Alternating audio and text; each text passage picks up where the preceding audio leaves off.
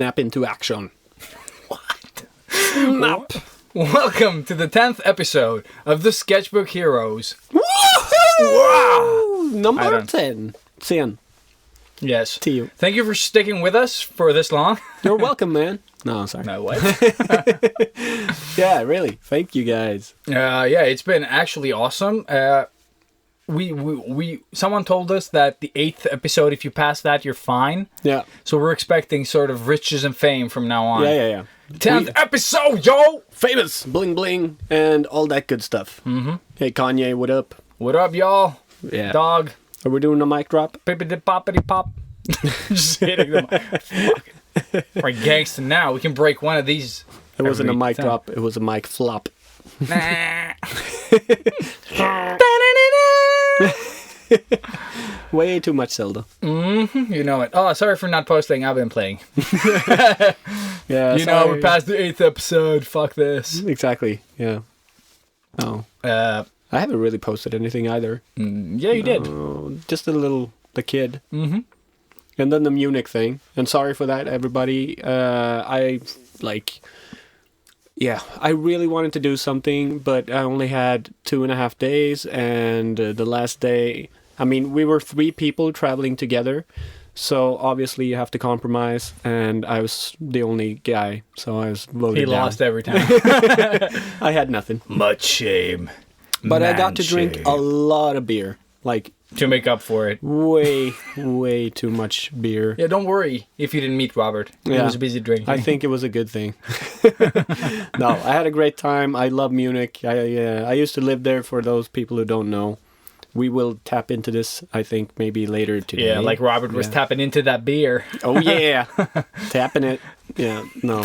Tappy, yeah. Okay. And with that, we'll just go straight into episode 10. Episode 10, the one about the Sketchbook Heroes. Sketchbook Heroes! Overdrive!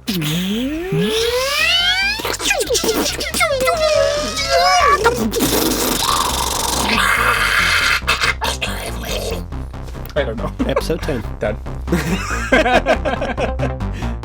Artists of the world unite. Step out of your comfort zone into the danger zone. They loved 80s cartoons, even with beards and tattoos. You know they haven't changed at all. Filling sketchbooks every night, getting better with each line. Sketchbook Heroes, imagination burning. Sketchbook Heroes, Sketchbook Hero pick up. Sketchbook Heroes, they don't seem to have any line. And we're back. And we're back. Man. Yeah. So, this one is going to be the ego episode, where we talk about ourselves. And The Migo. The Migo! The two amigos! Worst type. Genius! Yeah. Two amigos. Yeah. So, yeah. Yeah. But first of all, thank you all that have been sort of spreading the podcast, reaching out more than ever, and also voting on iTunes. Yes. Even the US App Store, I saw stuff. Usually we just see the Swedish one, but I went in and checked the US store, and we got a nice little comment there that I showed you as well. Yeah. So we didn't That only was get a great. review. Yeah, we got some nice words. Very nice. Yeah, we really appreciate it. Like, Oh, man. Yeah, we that keep is- saying it every time, but you guys, I don't think you can understand how much it means. Yeah. It's crazy. Yeah. It's like what we said last time about people hashtagging. You sort of invite us into a part of your life that we usually or necessarily don't have a privy to. Yeah, it feels like being invited to your home. Exactly. Into something super private. Yeah. It's awesome. And not into your privates. That would be weird. Yeah. Please don't hashtag us on that. I'm just seeing the name. I could have just gone on forever with that one. Yeah, So, but that's why I tried to sort of I left get it off. I left it. Yeah. But thank you again. Yeah, super grateful. If you ever find yourself on iTunes, please vote. Yeah, we still need those votes. Yeah, we still need those We votes. sound like we're done, but no. But the thing is, you always need those votes. Like, Yeah. it doesn't matter if I would necessarily not want that, but like, Well, we have to. but it is part of it. yes, Yeah. we are prostitutes. Yeah. So like us on Instagram. No, just kidding. So moving on. Moving. What have you been up to except Munich, or maybe Munich? Yeah, Munich has been the primary one, and then just tattoo stuff. Oh yeah, of course. Maybe I can just mention my little side project. I don't want to dive into it too much because, like, every time I start talking about my projects, they Dump them. yeah, they disappear. But yes, I did a post this Monday, and it's Today? Yes, Oh, today. yeah, 3 days ago. exactly. 4 days Yeah. ago. When you're listening to this, it was Monday. Monday the what was it? 20th. Is it 20th today? 20th. Really? 20th. All right. 20th. So yeah, but yeah, I'm starting a children's book. I have like a little concept in my head, and I'm trying to expand it, trying a few different things, doing some thumbnails, and mainly laying out as I go. Like, I don't have the fixed story. I'm sketching and creating the story at the same time, which is a really weird process, but it works in some crazy way. Like, Cool. I'm drawing it while I'm thinking up the story. That's you know, cool. Like Yeah, we did yeah, when we yeah. were kids. You're drawing that big epic war scene. Yeah, but on you a- have no idea what you're doing. Exactly. Yeah, just keep building. So that's pretty much the idea, and just trying to keep a really open mind because, yeah, I want to think like a kid, like a toddler, who can't speak but sees the world yeah. in some crazy way. So yeah, that's what I'm sort of doing now, and tattooing a lot. Sweet. Tattooing. Tatooine. Nah. Yeah. It's the. I I guess it's the planet where people get the most tattoos, right? Yeah, well, it should be. Should be. Yeah. Didn't they blow it up? No, they didn't. No. No, they didn't. I think it's still there. Can't remember what planet it's on. Isn't Tatooine a city? On a planet. On a planet. Yeah. Yeah. That planet that Fuck. I thought I was more of a nerd than this. I should don't know remember. this. I lose all that shit all the time. Ah, it doesn't I'm matter. not dedicated enough. Doesn't matter. Of course it matters. What am I saying? I am being blasphemous. But yeah. So what about you, man? Any new fun projects? Yeah. If Legend of Zelda counts as a project, yeah. It totally does. Oh yeah, and I love that post you did with the game stuff. Right? Yes, very nice. I think I mentioned that on the previous episode You as well. did. I did, right? Yeah. But it's worth mentioning again if you missed it, because it was somewhere at the, I don't know. But yeah, if you have video games, just use them as reference. If you're all out of ideas or having a hard time finding an angle, and you have GTA, you can set up your camera to sort of like, if you need like someone standing on a skyscraper. Yeah. Where else can you do that except like on GTA? You just like parachute on top of a building, set your character where you want him, and then just screenshot that. Yeah. So you can do that with any game, and I think tip. it's a good tip. Yeah. And it got like nice response, not just there. I was talking to people like outside of the podcast, and they just loved the idea. So I just kept pushing for it because Nice. apparently more people needed to know. Yeah. But other than that, I haven't been drawing at all. Work has been really stressful. And when it's usually, I'm a manager within my team, so I have to take care of people. And when you have to do both your work and sort of manage others, that's where the stress sort of happens, that you're sort of responsible for what other people are feeling and doing. Yeah. So that's been the stress. So I've just let go of drawing.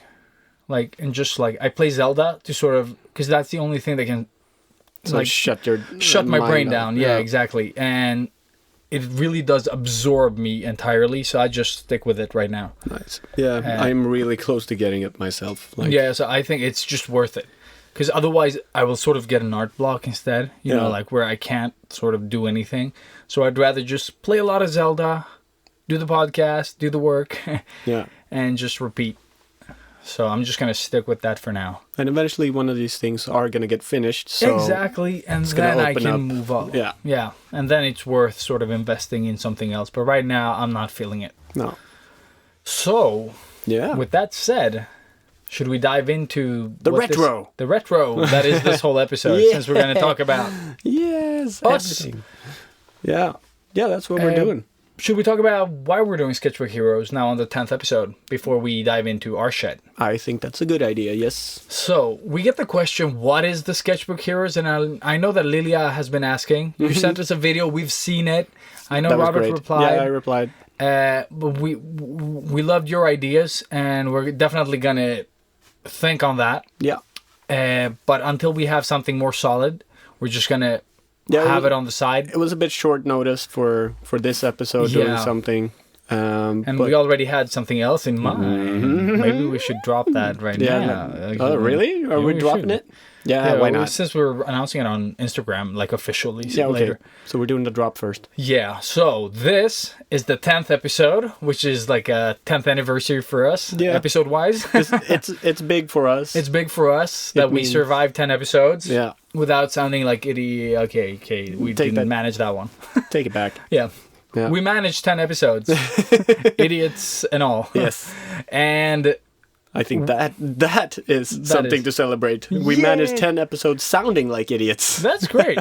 And we haven't been shut down, so we thought we'd celebrate with a competition, another contest. Yeah. We're going to announce the rules and everything like we did on Instagram last time. Yeah. But this time it's our favorite sketchbook, Our baby.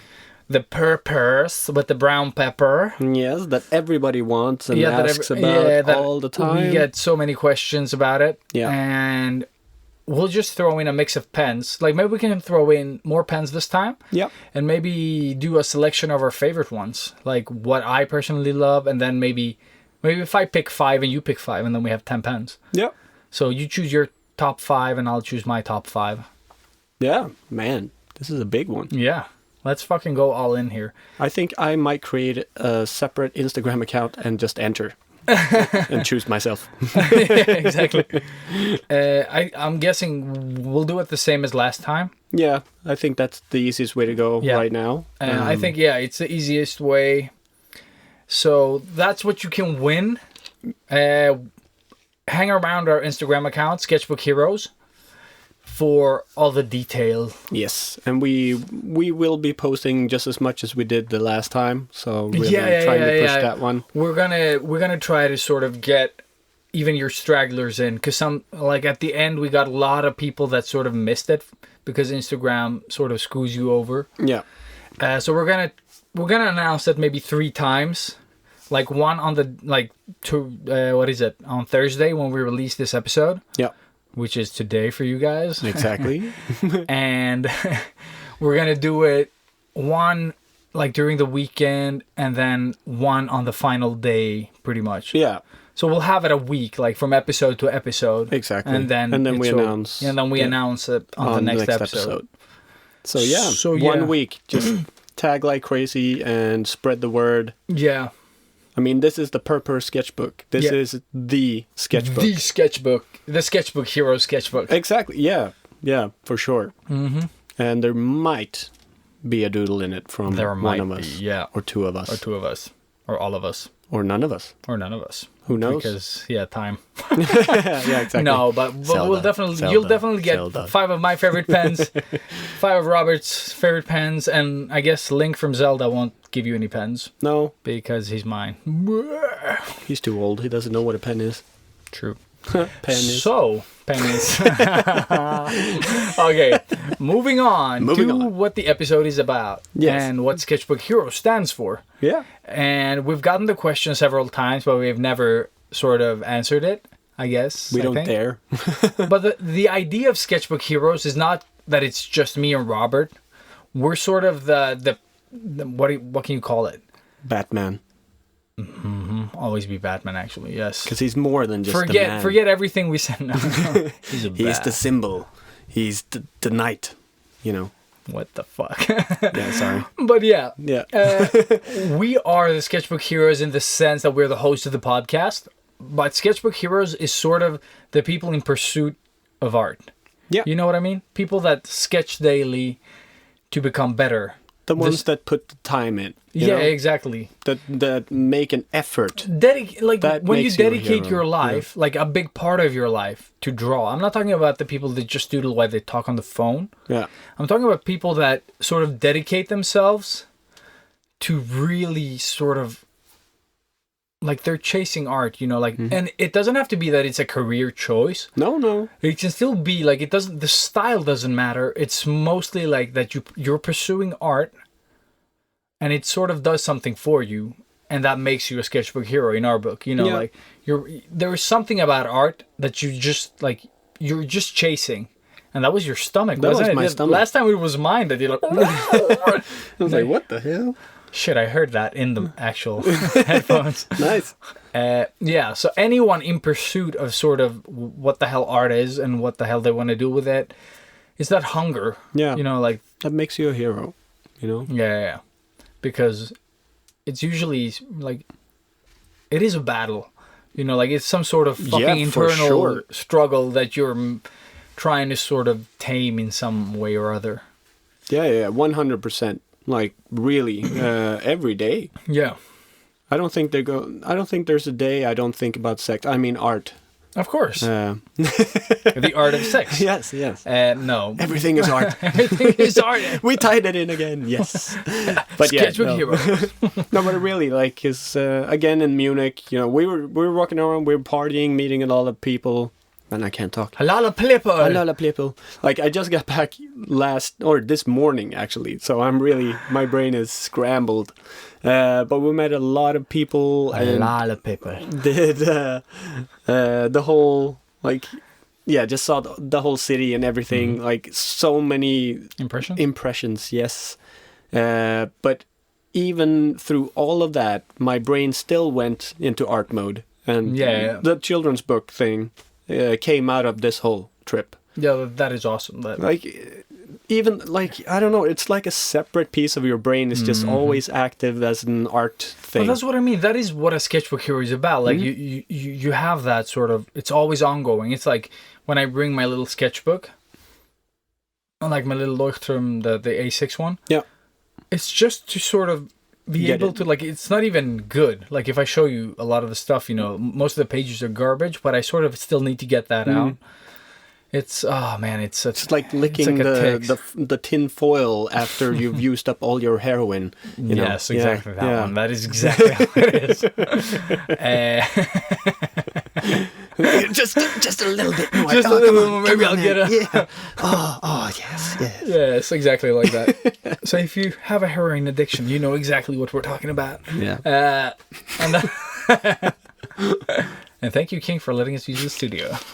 Always after that. After all those things. No, but actually, So good. I had something more. And the reason why we're doing this is not like a lot of people listen to the podcast and they were like, but you don't only talk art. And like, we're never going to be the best teachers when No. it comes to teaching you to do art. But what I would love to do as Sketchbook Heroes is to sort of give you the mental tools, because I think that's where most people sort of fail, is in it's not that they're not good when they draw, it's the act of actually drawing that is the problem. And I'm hoping sort of to be like the Sketchbook Heroes can sort of inspire you and maybe keep you company while you do this work. Yeah. Yeah. And that's more like exactly the same for me. That's why I really love doing this. Of course, always just hanging out with you is great. Yeah, but just- for us, it's like that personal stuff as well. Yeah. And this is also one of those pages in your little sketchbook for me.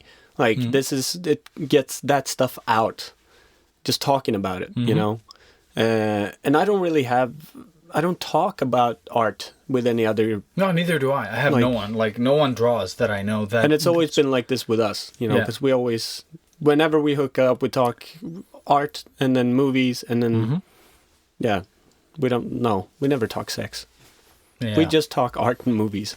We're Well, such gigantic But nerds. we did talk about knulp. Oh yeah, the knulp. Yeah, Was it knulp? knulp. Yeah. That sounds so German. Knulp. Yes, I have been doing the Knulp. That's gonna make no sense. What's to you. that store? Yeah, I don't know. Brilliant, though. It looked like leather sort of handbags or Maybe something. that's what I should call my children's book. Knulp. The episodes of Knulp. Little Knulp. Oh my god. Has that sort of European flair to it. Yeah, I guess. I think it's that's a The Adventures of Knulp. No, exactly. Oh my god. Great. Wow. Yeah. Sorry, Germany, but you Los are fun. Adventures de Los Knulp. Knulpo. Knulpo.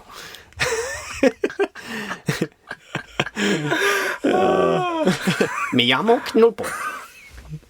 Hola. Okay, just to make this sort of like anyone who's not Swedish, Sorry. sorry. We have a tendency to really make fun of everything and everybody. Yeah. We don't really hate anyone, No, but we love to make fun of everyone. including ourselves. And that's pretty much what we are doing all the time. Yes, very much. And no one's safe. No, Not even. hell no. I think ourselves, like we are the biggest victims in our jokes. Yeah. Like Easily. especially like towards each other. Yeah. So yeah, but moving on from that, Yeah. that is pretty much what Sketchbook Heroes is. It's like sort of a way to unite all the people that love to draw, and then giving you some mental tools, some entertainment, hopefully, and And tips and tricks and everything. pretty much, and just sharing what we love, and because usually, like we said, it's you and me. Yeah. And then no one understands why the fuck you spend 4 hours doing nothing sometimes. You Yeah. know? Yeah. Sometimes we don't even draw. We just sit and you just sit there like talk shit. Exactly, and we know there's more of us out there that sort of struggle with this. Like sometimes you want to draw, it's shit. Sometimes you draw a lot and you don't know why. There are so many fucking variables and situations that we go through, and usually we're just alone. You Yeah, know? yeah. So we're just trying to sort of unite us by the Sketchbook Heroes podcast. We are one. We are one. There can be only one. So we have to kill each other Yes. to become the best artists in the world. Because if you're the only one, you'll probably be pretty good. Yeah. You get all the jobs. Exactly. Oh, that is a comic. Whoever does that first, Yeah. Royalties, bitch. royalty, Bring them here. send the monies.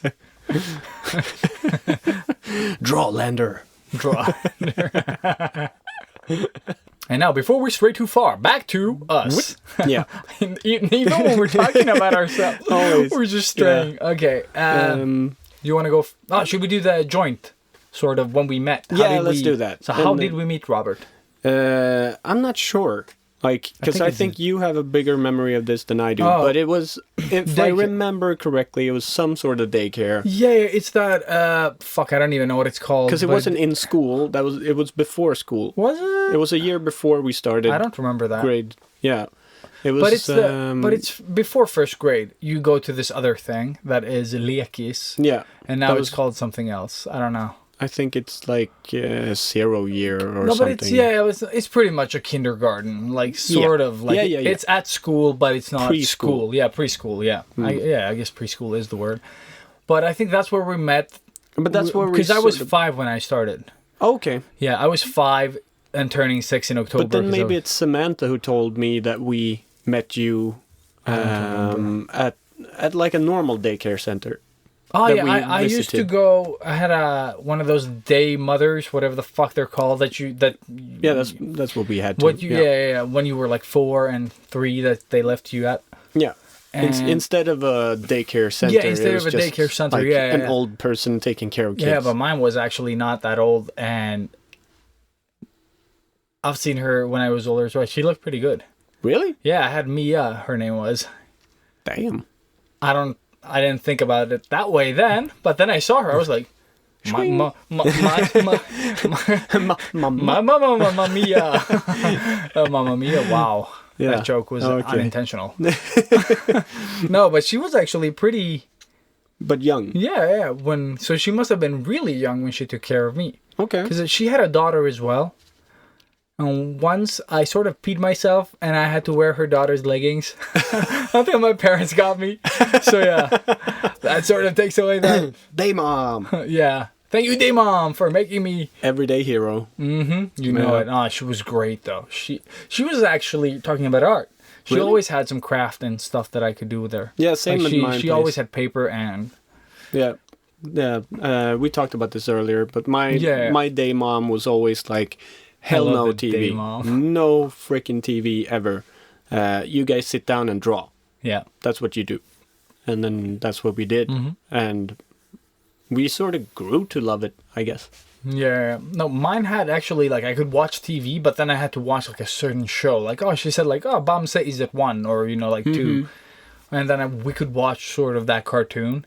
And then she was like, oh, now it's over. Let's do this. Like she didn't just leave us in front of the TV because we were at her home. Like, Oh, yeah. that's Yeah, how yeah. it worked. You didn't go to a special place to sort of No, hang. it was somebody's home. Yeah, somebody's home. Yeah, like private home. Yeah.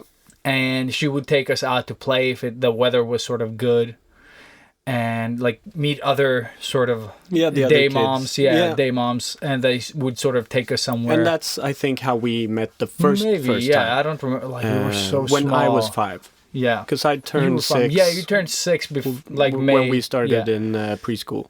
Yeah, exactly. You started in August, so you had already turned, and I turned later Yeah, October. that same year. But yeah, so that's where we met. Yeah, we were like we're saying, we were 5, 5, 6. Yeah. And then besties forever. And best, I don't know. I think Turtles united us there. Though. Oh yeah, big time. That's why we had it in the in the very, very beginning of the show. Yeah, Just to, because Turtles is the big unifier, I think. That's where it started. Yeah. And I don't think we thought of it as art at the time. It was just the coolest thing. It was just the coolest thing that took over our lives. Like every drawing. And that's the thing. And this just occurred to me now. Because we had no intention of becoming artists or anything. No, it but was this just, was- we yeah, loved yeah. this so much. Yeah. We couldn't get enough of it. So we even had to draw it. Yeah, we had to draw it. We had to play it. And Everything. And it's still big now. Turtles are still big. Like I I talked to love the fact that it's still a thing. like my the friend that I was in Munich Yeah. with. Her kid is 4 now, I think, and he loves Turtles, the original Turtles. Yeah, my daughter loves it as well. Like she loves both the original And- that she watches at my grandma or at her grandma's house, Yeah. my mom's house, and she loves the new one because the humor Yeah. is still there, and they've done it such a great portrayal of the humor. Have you seen the young Turtles? Is that a thing? No, She mentioned it like it was something that I just heard, but but maybe that's It's referring like- to the Nickelodeon one. Oh, maybe. maybe I don't know, because the I Nickelodeon haven't one is seen that so damn good. Like the art, like backgrounds and stuff like that. Very generic, but the turtles themselves and the jokes and everything, that the charisma that they have is so damn good. nice. So yeah, and all the tributes that they keep doing tributes. It's so damn It's good. never gonna go away. Yeah, I love that. Yeah. And There's now thr- the live action or the animated movies or what do you call them? Oh yeah, the live action animated CG. You mean those? yeah. What is it? What's his name? Michael Oh yeah, Michael Bay. Yeah, Michael Boom Bay. Guy. Yeah. Michael Bay explosion. Yeah. Yeah. So I mean, they're just gonna keep going. Yeah. Amazing. But I love that my kids can sort of like my son plays with the Technodrome every time we visit grandma's house. Nice. He loves all of them. He recently took home a little Terminator T2000 like action figure from my mom's house, My brother even painted like blood on the knuckles and on the feet. And my son had it to daycare today. Awesome. And I love that they can have that same joy with them and sort of get to know the references, over time. Super cool. Circle is complete. Nice. That is so cool. My daughter asks me to bring Super Mario to our house now because we've talked about it as a thing. So she wants to play Super Mario. So that's pretty cool as well. Nice. But yeah. But going back, drawing turtles. And then we went to the same. We were in the same class, preschool. 1, 2, 3, 4, 5, 6, 7, 8, 9. Like all those years. Yeah. Like every class. Yeah, we were in the same sort of Same- class. Pretty First- much. Yeah, exactly. I mean, in high school, we sort of went to different. You didn't, or did we have the same chemistry and stuff? Well, we had some stuff together because we had this sort of like, you come from this school, you're in this group, but your classes are sort of different. spread Yeah, out, split. just to We all had get different to know more schedules. people Yeah, and stuff. exactly. They're trying to disperse you into groups. Yeah. And also you could make choices like, how good am I at math? Should I take like the advanced class, Yeah, where that's they right. move faster and not need? So that sort of set us apart as well. Like we So were why all, weren't we in the same? Because we're super slow. dude. We probably were in the same, I I guess. don't remember. Yeah. Like I try not to remember math. No, No. I actually started enjoying math when I was older. Really? Yeah. Was it because you were drawing the numbers in a pretty Yeah, way? exactly. No, I was actually starting to sort of like, it really dawned on me that it's all about understanding the question more than it is like, once you understand, because you know the mathematical questions that you got that weren't just numbers, once you understood, it was super easy until the fucking coin dropped though. That was the problem, you know. Yeah, and it still hasn't dropped for me. Yeah, so math. because I is went, not my I chose subject. nature and science or whatever the fuck that class was at gymnasium. What is the upper upper secondary. thingy? And that's where I chose that, and we sort of did more math, and I was like, this and that, ooh. But then I realized that this is garbage for me. What I Yeah. want to do with life. Yeah. They made us watch a movie about rocks. I was like, yep, this is not the direction I'm going. I'm done. Yeah, that's actually, they threw me out Really? because I was talking. Yes. Well, you never shut up. Yeah, but that was so boring. Come on. It was just fucking like, this type of rock is called a mineral. Blah, blah, blah, blah. See, And you this learned. layer of the... No, that's probably wrong. But it's still like, I was like, when am I going to use this? When I dig my own grave Yeah. after watching this movie. But yeah, so we stuck together pretty much. And we did have a break. No, we did like sixth grade. 6, 7. Yeah, 6, 8. 7. And then maybe And then at ninth, we sort of started found finding each other again. Yeah. But it wasn't that we didn't hang out. We just hung out less because we were exploring Yeah, I different mean, directions. Yeah. you were going the martial arts way. I was Yeah, going yeah. the skateboard way. Oh, shit. Yeah. That was a big part of our lives there. Yeah. Yeah. So for me, it was, getting drunk, doing drugs, getting women that I never got, and skateboarding. Getting women almost. That was everything in my life, really. Yeah. And then I don't know what was your thing? My thing was the martial arts because I started around 12, I think I was, and I just how we grew up. My dad watched Jackie Chan movies like all the time, and I loved martial arts. Like we said before in the podcast, you think we joked around about being Ninja Turtles, but it no fucking joke. set a trend in my brain, sort of like, yeah. I'm gonna be a martial artist. Like that was the thing I wanted to be. I didn't want to be an artist. It's such a strange idea. Yeah. Like, I just thinking wanted to back, sort of be like a Ninja Turtle. Like, what were we gonna do with that? Yeah, I don't know. I had tons of ideas that might not have been like realistic, but I was like, I could do choreography for films. I could do like, I don't know, like military sort of blah, blah, blah, police, stuff like that. Yeah, and start your own And school. then start my own school and blah, blah, blah. So many ideas that were all sort of like, when I look back at them, I would not have been happy sort of doing just that. So, No. like, I love improving myself. I don't so much like teaching people that don't want to learn. Yeah. That's not my thing. Like, I hate people that are unmotivated. I understand we're all unmotivated, but if we only try to be motivated, we're not going to do a lot. No. You know, like, you No. sort of... No.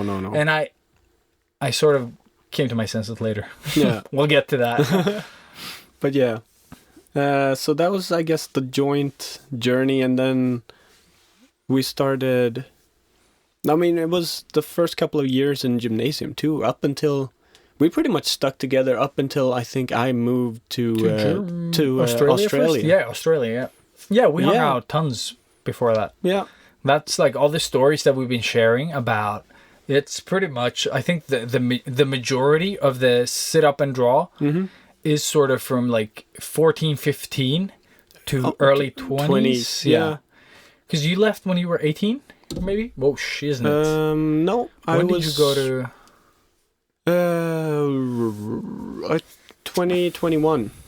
2021? Oh, yeah, well then we drew like in Wait, between. no. No? I turned 20 23 when I was in Australia. Really? It was that late. Oh shit! Yeah. Well, then in between there, we drew a lot. Yeah, we did. And that's where the stories sort of come from, like all the Samurai Champloo, to sit up and draw, and then just like El Dorado, whatever movies, just keep like. I mean, we did get girlfriends and stuff in between, the we more did. serious type of girlfriends. Exactly. So I think we probably had some ups and downs We there did. too.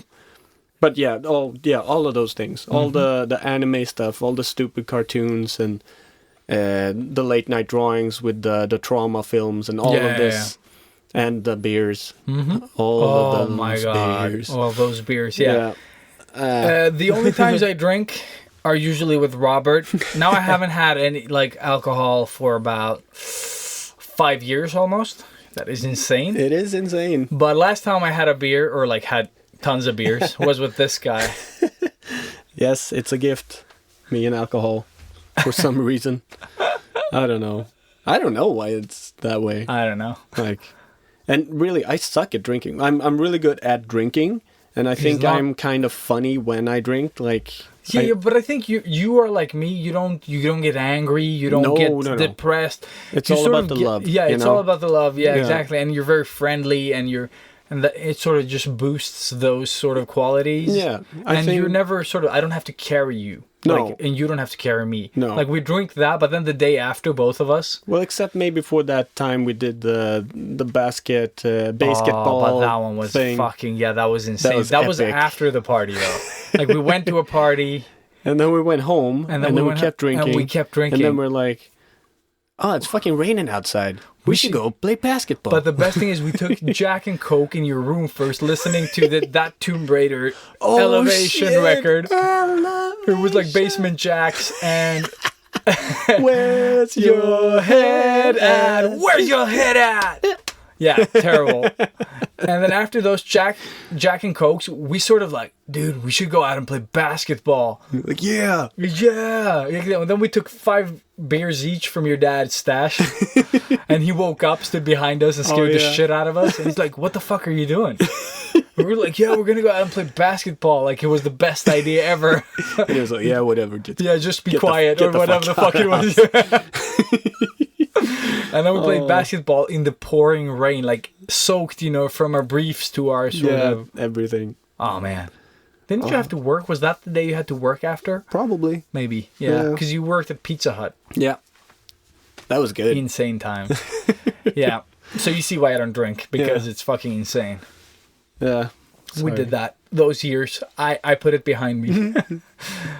But if I'm gonna tell you anything about the age between 16 and sort of 20 before you left about relationships, what it taught me, like one of the most valuable lessons is when you're in a destructive relationship, fucking leave. Yeah. Don't wait 4 years, 5 years. It's not worth it. It's not going to get better. It's not going to get better, exactly, because... And what I sort of realized was don't spend time with people in your life that aren't adding value. Like, you add value to their life and they add to yours. And it's not only about girlfriend, boyfriend. It's about the people around you. Surround you with people that elevate you, and make you better, Yeah. Or just make you feel good. Yeah, exactly. Make you feel good. And we had a big, long discussion about this when I was in Munich, actually. Oh, okay, cool. Because we sort of had the same thing. I mean, we all lived in Munich and did this thing, and then we moved back home and everybody split up, and we haven't... Of course, yeah. So it's been 6-7 years, and now we did this reunion and brought us back together. And we had it, it was just like... So the question was, do you hang out with any intellectual people or educated people? Because we're all dancers and Exactly. artistic That type people. of people, yeah. So I was like, no. I mean, there's Robert, Breakdance Robert, the super laser science guy, but he's still a creative guy. Yeah. And He comes from a creative background, like he's done something, yeah. and everybody else I hang out with are creative people. It's Mine just are become. not. Do you only hang out with scientists? No, I don't think they're scientists, but they are way different than, at work we have artists, Yeah. but then private life, except you, I have no artist friends that are Really? close. No, fuck. One is like he does stuff on planes, like fixes the in-flight entertainment system. One is a banker. Let's see, who else do we have? Shit, one is like a lawyer. Really? Yeah, they're all so different. But once you get to know them, they're awesome people. Well, And all that's- people are awesome Nah, in their own way. in their own way. If you get to know them No, the no, right but way. that's what I'm talking about. What I learned like during my early years is how much you hung out with people that sort of were a waste of time because they weren't nice people. Yeah. You know, like unless you were giving them something, they didn't sort of. They didn't like you, or Oh yeah, but you hung out with them out of necessity. Like let's say you had a friend that you brought along that I didn't like, and I involuntarily hung out with that person. yeah, Or I brought someone you didn't value, like because they were assholes. yeah, And usually it wasn't you that brought anyone in. It's usually like when we hung out in a group, Yeah. all of the old friends, we you sort always. of tagged along with these. And then you had these people that were there that you sort of involuntarily had to be around, Yeah. and they weren't good people. You know, No. like No. they were just messing up their lives and sort of dragging everyone with them. Yeah, And and thankfully we got smart and left, yeah, exactly. And I think that's the best thing we could have done. That we both sort of left where we grew and up. that's where we found each other again. I think so. Because Yeah, we yeah. broke away from that group, and then sort of went like whoop, and then Yeah, found exactly. each other and then we like, found each other again. and that's where all the fun stuff started happening, and really evolving our styles together. Yeah, but that's, I think that also brings it back to just before that is that I didn't pursue an art career. No. From the same age here. of 16 to 20, I still wanted to be a martial arts sort of, like I trained. You remember, I went to the gym. I was Yeah. there for 5 hours, 4 hours, like a minimum of 3 hours a day, sort of just like doing cardio, and then I was doing stretching, and then I was lifting weights, and then I went home. I ate like a horse. I went to the kung fu practice, and I trained for 3 hours, and then I went home. Repeat. Crazy. And I trained to be the elite of what the fuck do I know? Yeah, for nothing. For what? Yeah, I was like this sort of rounded athlete, but I was training for nothing. Yeah. I wanted to go to China. My parents couldn't afford to send me. I didn't have enough savings. Yeah. And I was just 16, 17. Nobody wanted to hire me because what the fuck was I supposed to do? Yeah. McDonald's, pretty much, Yeah. And the thing is, I was never striving to be an artist. It was something that I took for granted that I was sort of good at, but I didn't see the value. And I think this is one of my lessons as like growing up, is that I sort of learned to like value what am I good at? What could I get paid for? Yeah. And then sort of monetizing on that. Like, okay, shit, I'm an artist. I could be an artist. And I actually get paid. I can do all this acrobatic shit, but no one cares. No. Yeah. And for me, that came out of necessity. When I broke my back skateboarding, Oh, yeah. Shit, My- that stuck with you. my for- my life got really turned upside down. I mean, prior to that happening, I was gonna become. Well, first we were doing the martial arts. We arts were gonna thing. go to Exactly. China. We were So- saving money. 16 to 20, Yeah. martial arts Ninja Turtles. Boom. And I was studying to become a carpenter because that was something that was popular at the time. It was easy to get a job as a carpenter, is what I'm trying to say. So that was only out of necessity to get money for Yeah. China. Yeah. And then simultaneously trying to become a sponsored skateboarder. I love this. You So naive. Yeah, but we were gonna get sponsored actually. That's why I was training so hard with the Okay, cool. skateboarding and broke my back. Stupid. Like on a stair, right? Yeah. Like you fell on that. Yeah, I mean it sounds so dramatic when I say broke my I back. know. I snapped a vertebra in half. It cracked, so it didn't like separate from the spine. I could still stand up and walk. Just hurt a lot. But was it sort of like dislocated a little? You know what I Yeah, mean? Like sort of like out of place. It's sort of, yeah, Like it's pushed snapped in half out of and you? then it's moved a little bit. Yeah, and yeah. that sort of, became a chain reaction all throughout Yeah. my spine. And for those of you that don't understand how the spine works, one sort of like millimeter, like a very small, like the leeway is so little that we're talking like millimeter increments. Like they're very small. I don't know what the hell it is in US metrics, but like it doesn't take a lot. Like just I have 1 millimeter of dislocation like on my upper sort you of do? thing. Yeah, and because of like I don't know, and that just fucking hurts. Yeah. Just a lot. Yeah. Yeah. Yeah. So that happened. And then because you're young and stupid, I think I was 16 when it happened or just turned 16. I didn't go to the doctor because I could still walk. It just hurt a lot. Real men don't go to doctors. And I remember I went to my dad after it happened and he was like, well, Indo. yeah, pretty much. And my dad's, he's a former boxer, my former boxing trainer. He knows a lot about the body and he's hurt himself a lot, obviously. So he said he thought it was, what do you say? Like a back strain. I strained a muscle in the back, exactly, or pulled a muscle, I guess. Yeah. And that shit hurts like hell too. Yep. And it can take, a couple of months to heal something Depending like on how that. you do it, yeah, I had. And for me, I was like, yeah, that sounds about right. So stayed in bed like the whole summer drawing with you and playing stupid video games. Yeah, I remember and you trying to do like acrobatics with us for a while. And Yeah, like no. just didn't work. Yeah. That didn't work. But then it got better, and then I started school, and yeah, then I hurt my back. And then I found out what happened, and that was like 1.5 years after it actually happened. Yeah. I got an X-ray and checked it out, and by then it was sort of Too late. Yeah. It sort of healed itself. Yeah. And so now I have like the three, almost the last three vertebrae before the what do you call it, the ass bone, yeah. like over my hip bone. They're sort of wedged together into one because I Nice. don't have any Yeah. discs in between them anymore because they've been worn out. So it's just a big lump of a bone. But yeah, so when that happened, when I figured out my back was fucked up, obviously I couldn't be tailbone, I think it's called. Yeah, tailbone. Fuck it.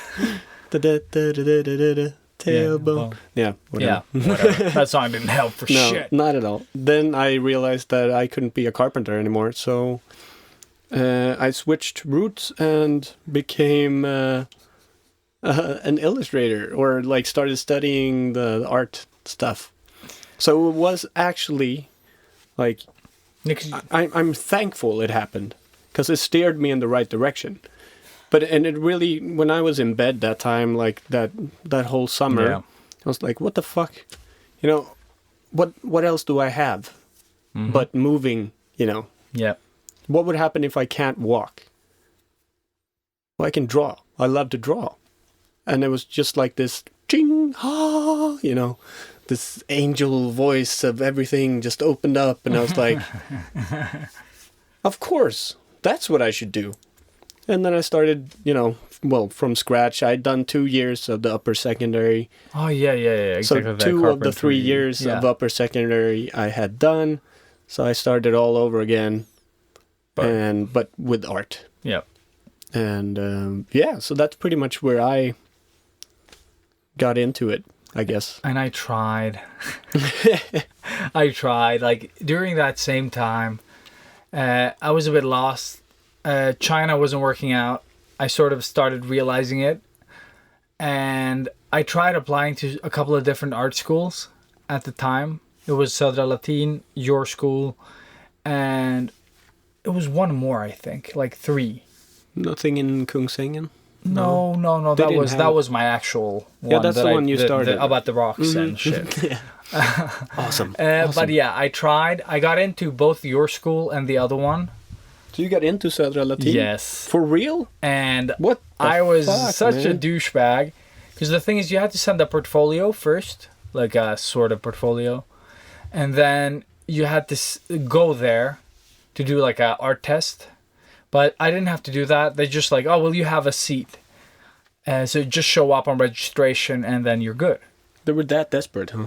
Apparently standards had dropped by the time I applied. And, No. but the thing is, yeah, I got in at your school as well, and I came there to Everybody do got the in. yeah, I know. Almost. But there was an art test for some reason, just to sort of, I don't know. Yeah. But I met this girl there that was also applying. Sorry for Apparently, the noise. no worries, man. Fuck it. I do noise all the time. But the thing is, we had to do this like art test where we were supposed to like draw a bike as something, blah blah blah. It was something. And then you showed your portfolio, and this girl is like, "Oh, you're applying. Oh, what do you do? What kind of art do you do?" And then she looked at it, and she was like, "Ah, you do cartoons." And she looked like something out of Harry Potter. I'm not kidding. Like she had this like purple robe, and it was like I was what do you call it? Like you know, the non-wizard people in Harry Potter. Muggle. And it was like I was a fucking muggle to her. Yeah. And she was like, "Oh, you do cartoon," and she just like disdainfully said it, and I was like, "Wow, this lady is either she can't hear herself say this, or she's just fucking clueless." Like social, this social thing is not working. You do cartoons. You do cartoon. I was like, ugh. Just like, and then she then was you like, "I stabbed can her show you." Yeah, and in then the neck. no, and then she showed me her stuff, and it was garbage. I'm sorry to say this, but I was so angry, so I just put her in the garbage category. Like it could have been good, and I would still have hated it at that age. course. And then she sort of kept being a fucking idiot. So before I left, it was like a pretty muddy, like it had rained a bit outside, and my shoes were sort of messy. So I stepped on her fucking purple Harry Potter jacket, and I was like, "Fuck you, lady! You've been nothing but terrible." Mm-hmm. And like during the art test, she was just mumbling and complaining Okay. about the limited time that we had, that the pen that we had wasn't sharp enough, or what the fuck it was. Just like, it's right there, just fucking sharpen it. It's not fucking science, you know, like. But that's, I guess, why she chose art. And and it was like, "Well, you know, minerals, lady." No, she just made that whole thing a bad experience. So I stepped on her fucking robe. I was like, "This is for putting up with you." And then I just, you know, like, And then when you left. I don't know how old I was there, but I was apparently very, very offended. I'm guessing like 15, 16. No, but when you older. reapplied, how old were you? Like 18? I had applied when I... Because you were already in when yeah. I sort of... Like you had already done a year or something. Oh, okay. I think, Okay. or like half a year or something. So I don't know how old you were. Oh, was yeah. that late? Yeah, so I never applied when you did carpentry. I applied after Okay. you inspired me to sort of like, "Oh, we do Photoshop and we do this and that and Yeah. oil painting and Yeah. oh shit." Now I remember where the other school was. It was LNK. It was like between Sundbyberg and Duvbo or something like some shit like that. It's Okay. where Patrick's old girlfriend went.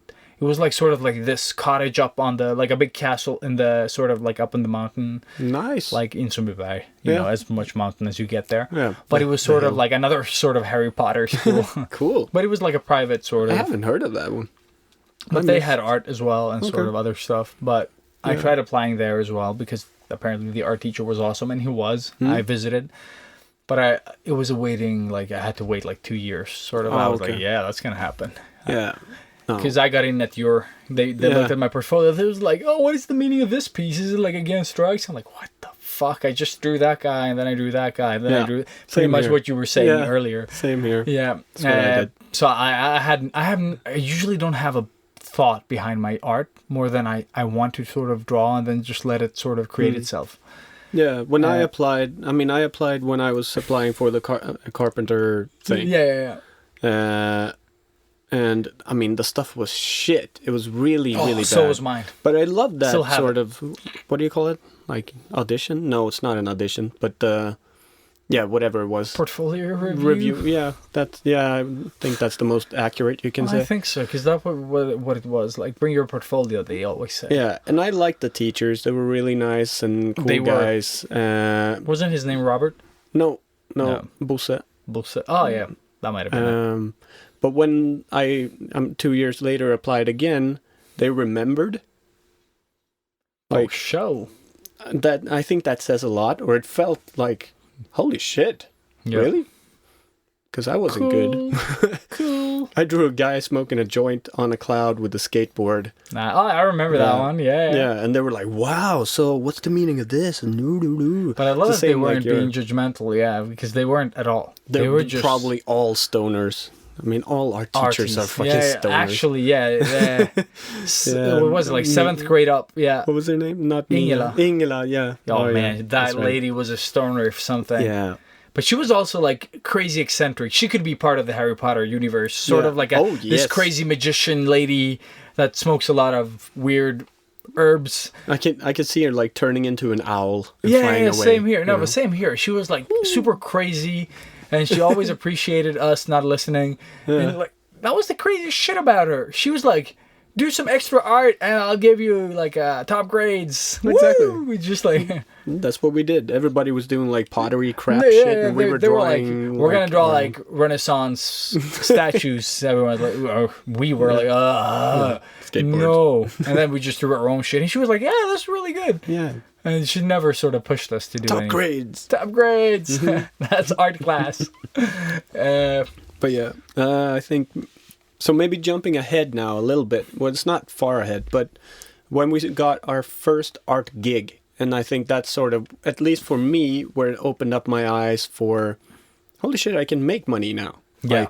Like this is actually pays me. This was through school, right? That This you got was this. yeah, and this was when I sort of started because I was 18, or we were 18, I think. Yeah. When we got Around that there. job. Yeah.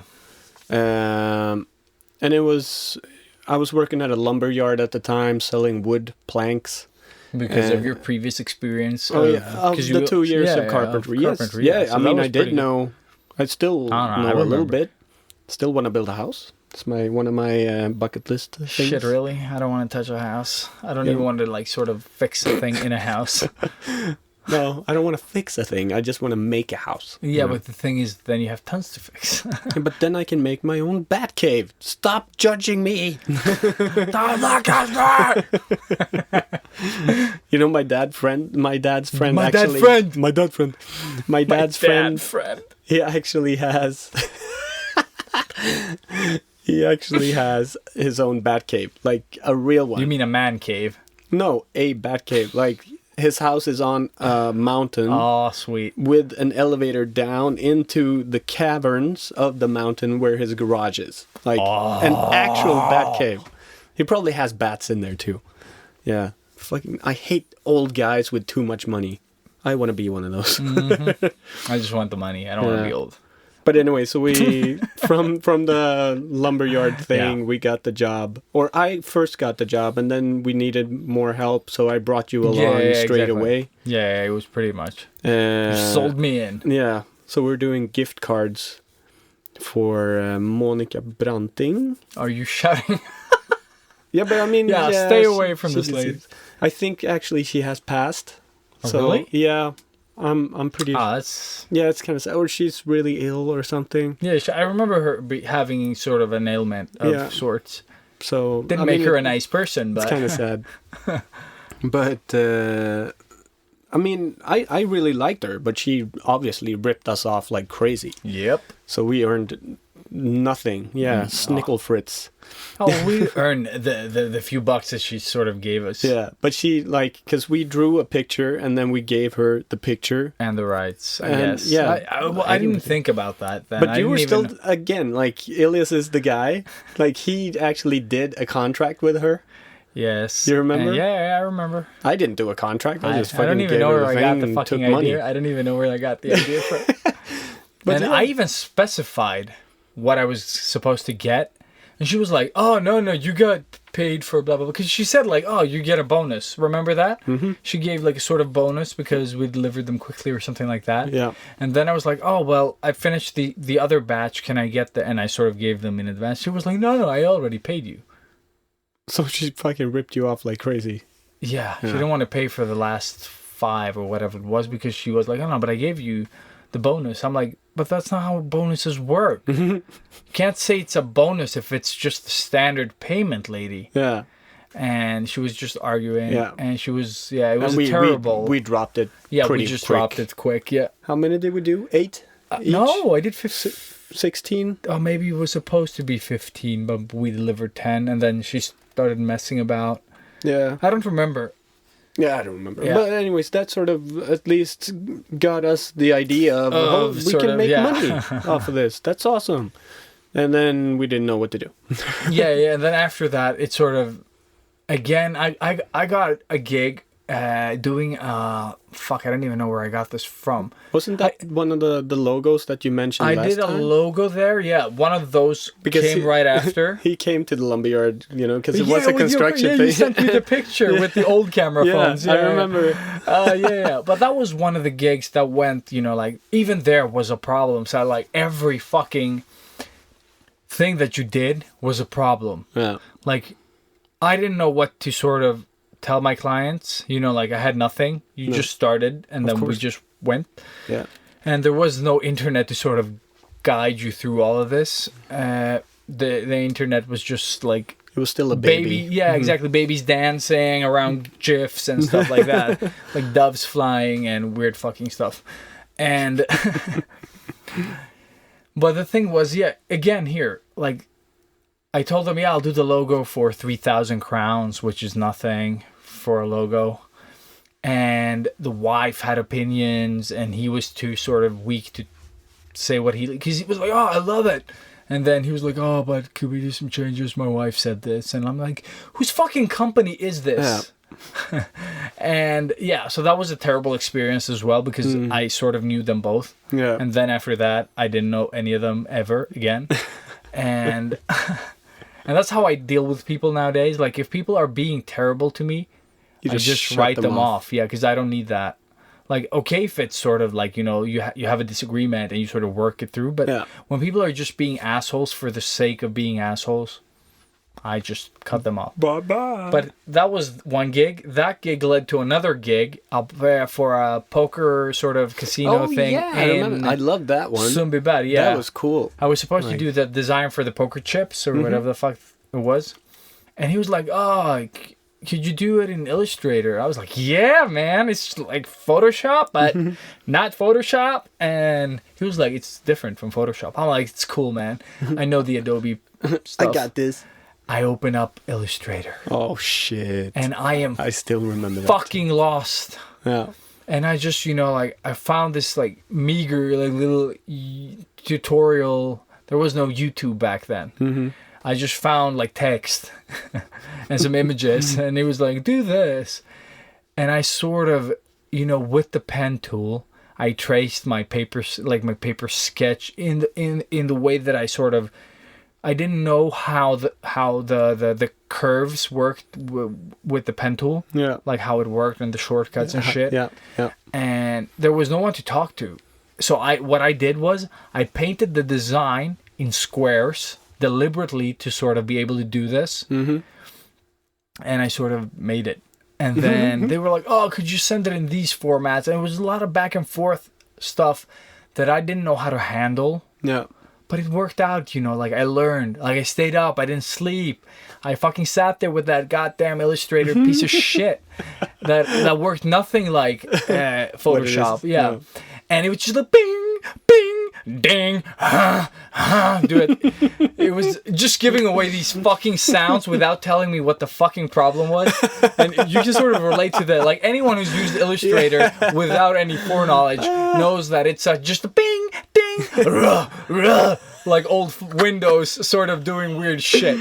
Like all these fucking sound prompts when you're doing something you're not supposed to. Ding, ding. And you just like... You want to fucking destroy the computer. Exactly. You're so... Oh. And imagine that I'm doing this with a mouse, and it's after midnight, and you're tired, and it doesn't work, and it's binging and dinging, and sometimes your Photoshop or your OS does like, ugh. I don't know what that sound was, but it was some part of like the OS thing. Like, you just did like the screech. I don't know what the fuck was. And the frustration, but then I finally had it out, I sold it. It was, but these were my first gigs, like frustration and sort of anger. And then clients sort of, like this client was fine. This was the only client that sort of didn't fuck with me. He was like, oh, okay, cool. I'll trust you. Like, try to do Illustrator, he said, but if you can't, like, just do Photoshop. And I was like, no, I'm gonna do Illustrator. Like, if you need that in Illustrator, you pay me for Illustrator, I'll do it in Illustrator. And I did. Very it was professional. terrible, but it looked okay, you know, like Yeah. like No, for I a check liked it. marker, I I thought kept it was it cool. clean. And he's like, oh, well, that's super cool, man. Super Bell, here's your money. And I got paid, no fuss. He didn't fucking argue with me. It took, you know, like 3,000 again because I'm a moron. And Yeah, well, yeah. But, that's you know, how we work. I still have the contracts for whatever the fuck that was worth. And I did the job in the best way that I could at the time. And I spent way more hours on it than fucking 3,000 crowns. But I wasn't very good, so that was my own fault. Yeah. But that's what I'm talking about as well. When we've mentioned sort of not being ready for work, but you still think that you're sort of worth the jobs or the people should fucking, And I think this was very clear that I wasn't good enough. And I still wanted to sort of do martial arts. And after the breakup that I had around 20 something, I started a stunt career instead. I moved out to the middle of nowhere in Ystad, Sweden, which is like as far down as you get, like pretty much Denmark. Yeah. And I started this 1 year sort of. And that was right at the time I went. Yeah, I think you were abroad then. You were either in Germany at the time. I'd gone to Germany. 2007. Yeah, I went to Germany. Yeah. Yes. I'd just come back from Australia and then I went. Oh, okay, and then you went to Germany and I went there, yeah. So, you want to talk about Germany before I start diving into stunts? Well, dive into stunts. Okay, I'll dive into stunts first.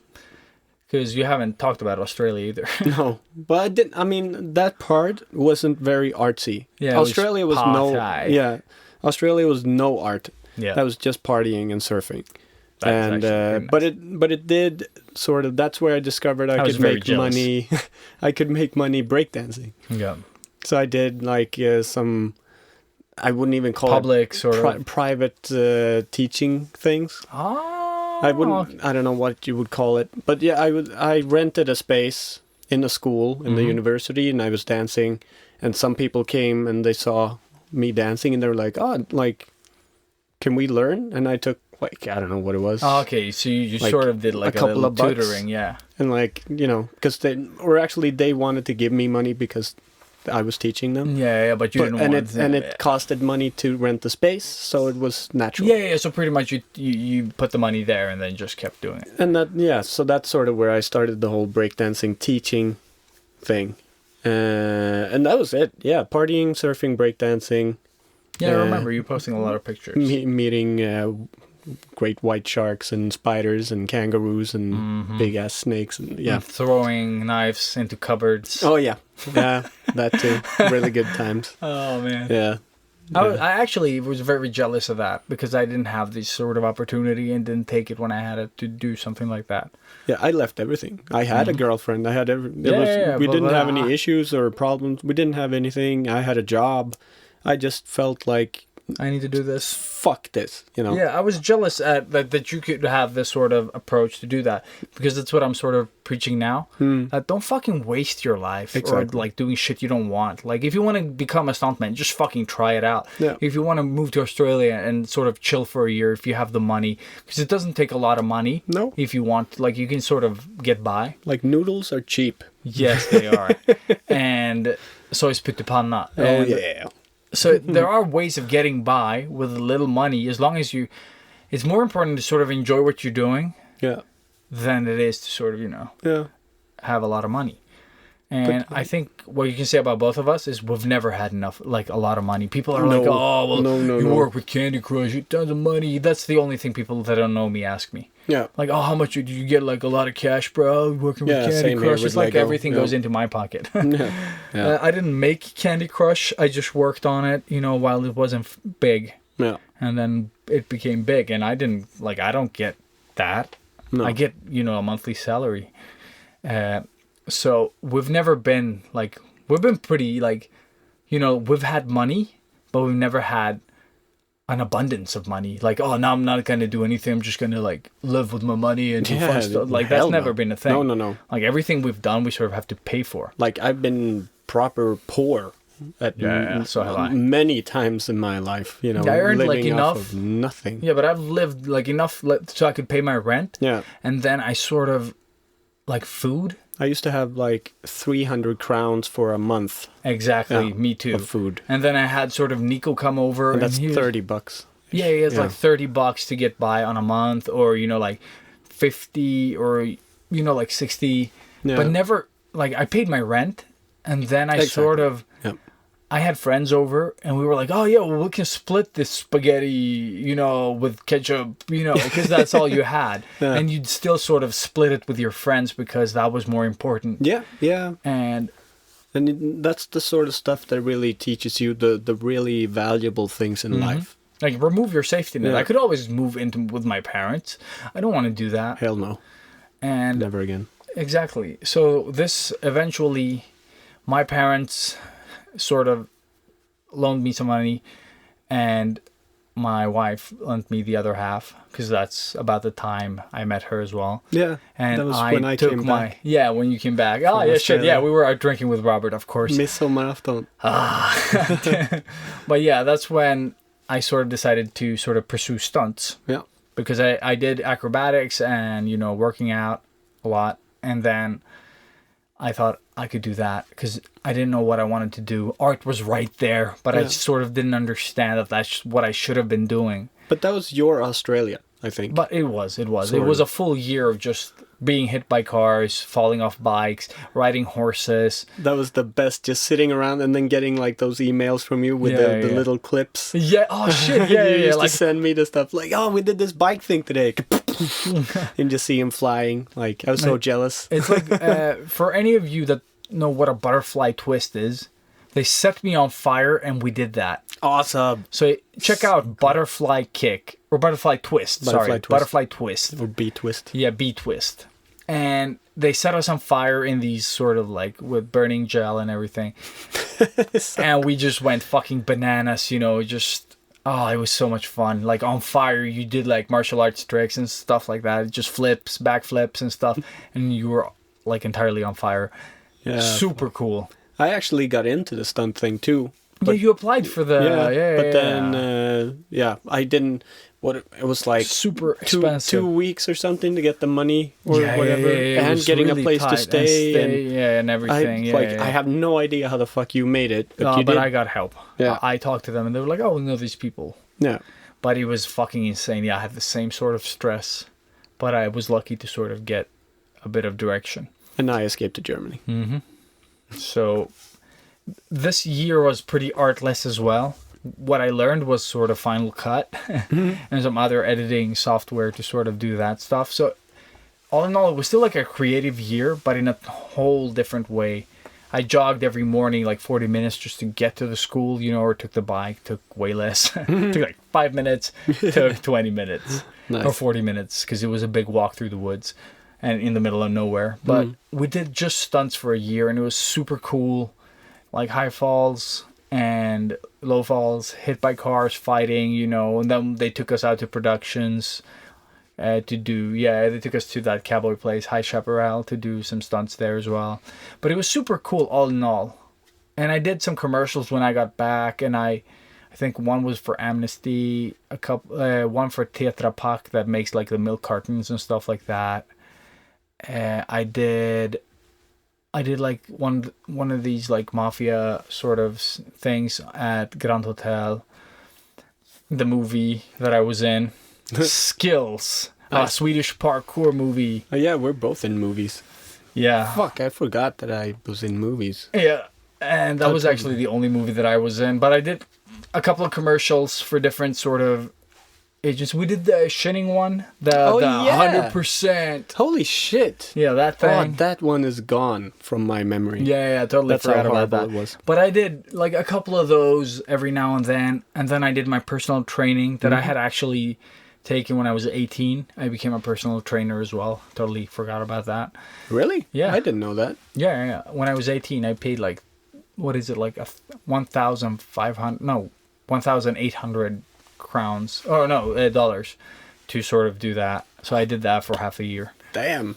The course was smaller, but I wanted to study up and sort of but it was super hard to get a job back then. It wasn't as popular as it is now, and I just didn't have the motivation like a lot of us don't. Yeah, and of course.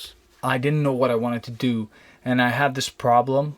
Oh no, sorry, I did when I was closer to 20, because I stopped martial arts because I had this like injury in my knees, I thought. But then I took the sort of that thing and made myself better. Nice. And that's the only reason. Motivation is to become better, to improve myself. And that is always like, it always drives me. Like I could do this better. I can do social media better. I can do podcasts better. I can do art better. It's all about everything better.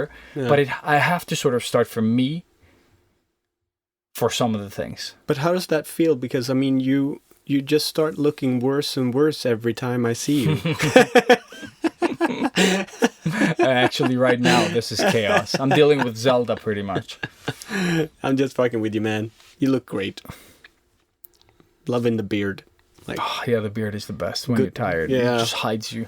you sort of look better with a beard Everyone in all looks- scenarios. Hey, everyone looks better in beards in all scenarios. As long as you have like My mom looks great. great in a beard, yeah. Oh, yeah. No, but the thing is, I think as long as you have a full beard and not that fucking like weird like patchy growth thing, you always look good in beard. Yeah. It's when you fucking have it for a long time and then remove it where you look like Yeah, that's just strange. you just shit fell out of the sky. Yeah. Oh shit, we've been going for 118. Nice. So, how was Germany? Germany, I mean, it was 1 year in Germany. I moved there with a little girl that I met in Stockholm. That is so weird. A little girl? Not a little girl, no. A girl. A Danish girl that I met in Stockholm. I met a child and who she moved was to Germany. She was just like 1 year younger than me, I think. She was, something like that. We were pretty close. But yeah, so she had gotten into a dance school down there. I had nothing to do over here. You went to the thing, the stunt school. Yeah. And I was like, well, fuck it. I'll tag along. So, I just moved down there. First, we worked 3 months in Denmark, and then we moved to Germany for a year. And I was folding clothes at American Apparel. Oh, yeah, I and remember then, but then started dance teaching. Sweet. And that brings us back to why I went down to Munich now, because it was a 10-year anniversary for that school opening.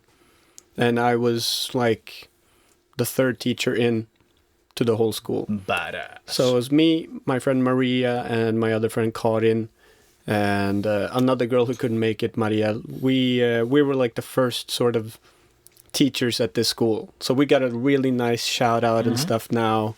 The school has become really well known now. It's a big school. Yeah, that's awesome actually. And it was really cool. Like what is the school's name? Neues Tanzen. Neues Tanzen. The new dancing. Find it, the Germans. Yes. So if you are in Munich, it's out in Starnberg. But are they good? Really good. Like the show was amazing. Okay, cool. I have to shout them out for that. That was like, it was crazy. The level they're up on now. It's shit. insane. So Getting they don't goosebumps suck just like thinking Robert. about it. No. They're just good. And like especially Andy, who took over my breaking guys. yeah.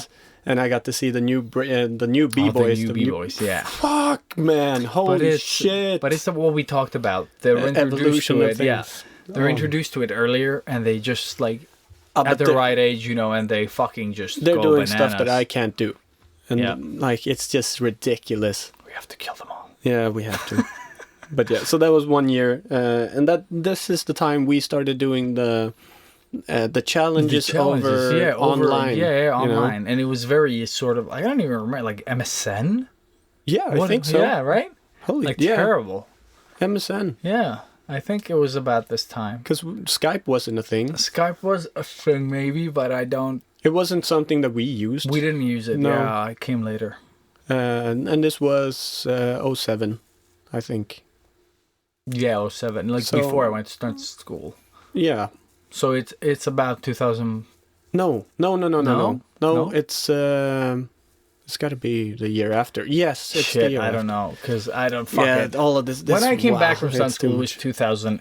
8-ish. Yeah, and I think that's the year I was there. Oh, it doesn't matter. No, but fuck it. Yeah, I'm getting all mixed up. It doesn't matter. But we did the computer stuff. Anyways. Yeah. Started digitally and everything. And that's where I started working more digital or exploring digital. Mm-hmm. I wasn't into it as much as you were because you were sketching in. I was totally fucking I was. And for sold. me, this was I was doing line work, scanned it in, and then tried to color it. I tried doing that, and then I was like, "Oh, scanning. How do you get around it?" And then I remember, I remember buying that scanner, and it was so far away. I went to like one of those MediaMarkt, just a normal, electronics store, but it was so far away. It took like over an hour to walk. Yeah. I got mine from a place in Blåsut. Where the fuck is that? Yeah, and I had to carry this fucking huge scanner all the way home. Mm-hmm. La la la. Yeah, that was horrible. So I still own that scanner actually, and it works. Nice. I really sold good. mine. It's still good. But yeah, so that's where I started experimenting with that, and that was how we sort of kept in touch, doing all of these challenges. And again, it was the same sort of challenge that we did in the coffee shops. Yeah, We said- that's pretty much where the coffee shop stuff started. Yeah. When we started having a little bit money to spend. Yeah. Outside of, like noodles, and our noodle budget just doubled. Yeah. And then we just said, I think each said one thing that you had to sort of incorporate. Yeah, exactly. Into the... Well, we had like a Samurai Champloo theme. Oh, yeah. Yeah, And we had the Halloween theme exactly. and stuff like that. Yeah. And And yeah, so that was that. And then I moved back to Sweden because I got into the actual oh, yeah, because you wanted to school. move back, and then you needed a good reason. Yeah, exactly. That you talked about last time. I was done with Munich, and I think I was more done with the girlfriend than actually needed a Munich. reason And I was to- sort of hoping that she would stay and finish her school because it was a 3-year Oh, shit, thing. yeah, because she didn't. Yeah, No, you she both was moved, like, yeah. no, fuck it, I'll just go with you. And I was like, Never do that. "Yeah." Never do that. And if that's you're where in I a- learned that thing, Yeah. like that you mentioned. But it If takes... it feels wrong, you cut them off. Just change it. Yeah. Like, it's nothing bad against the person unless they're an asshole.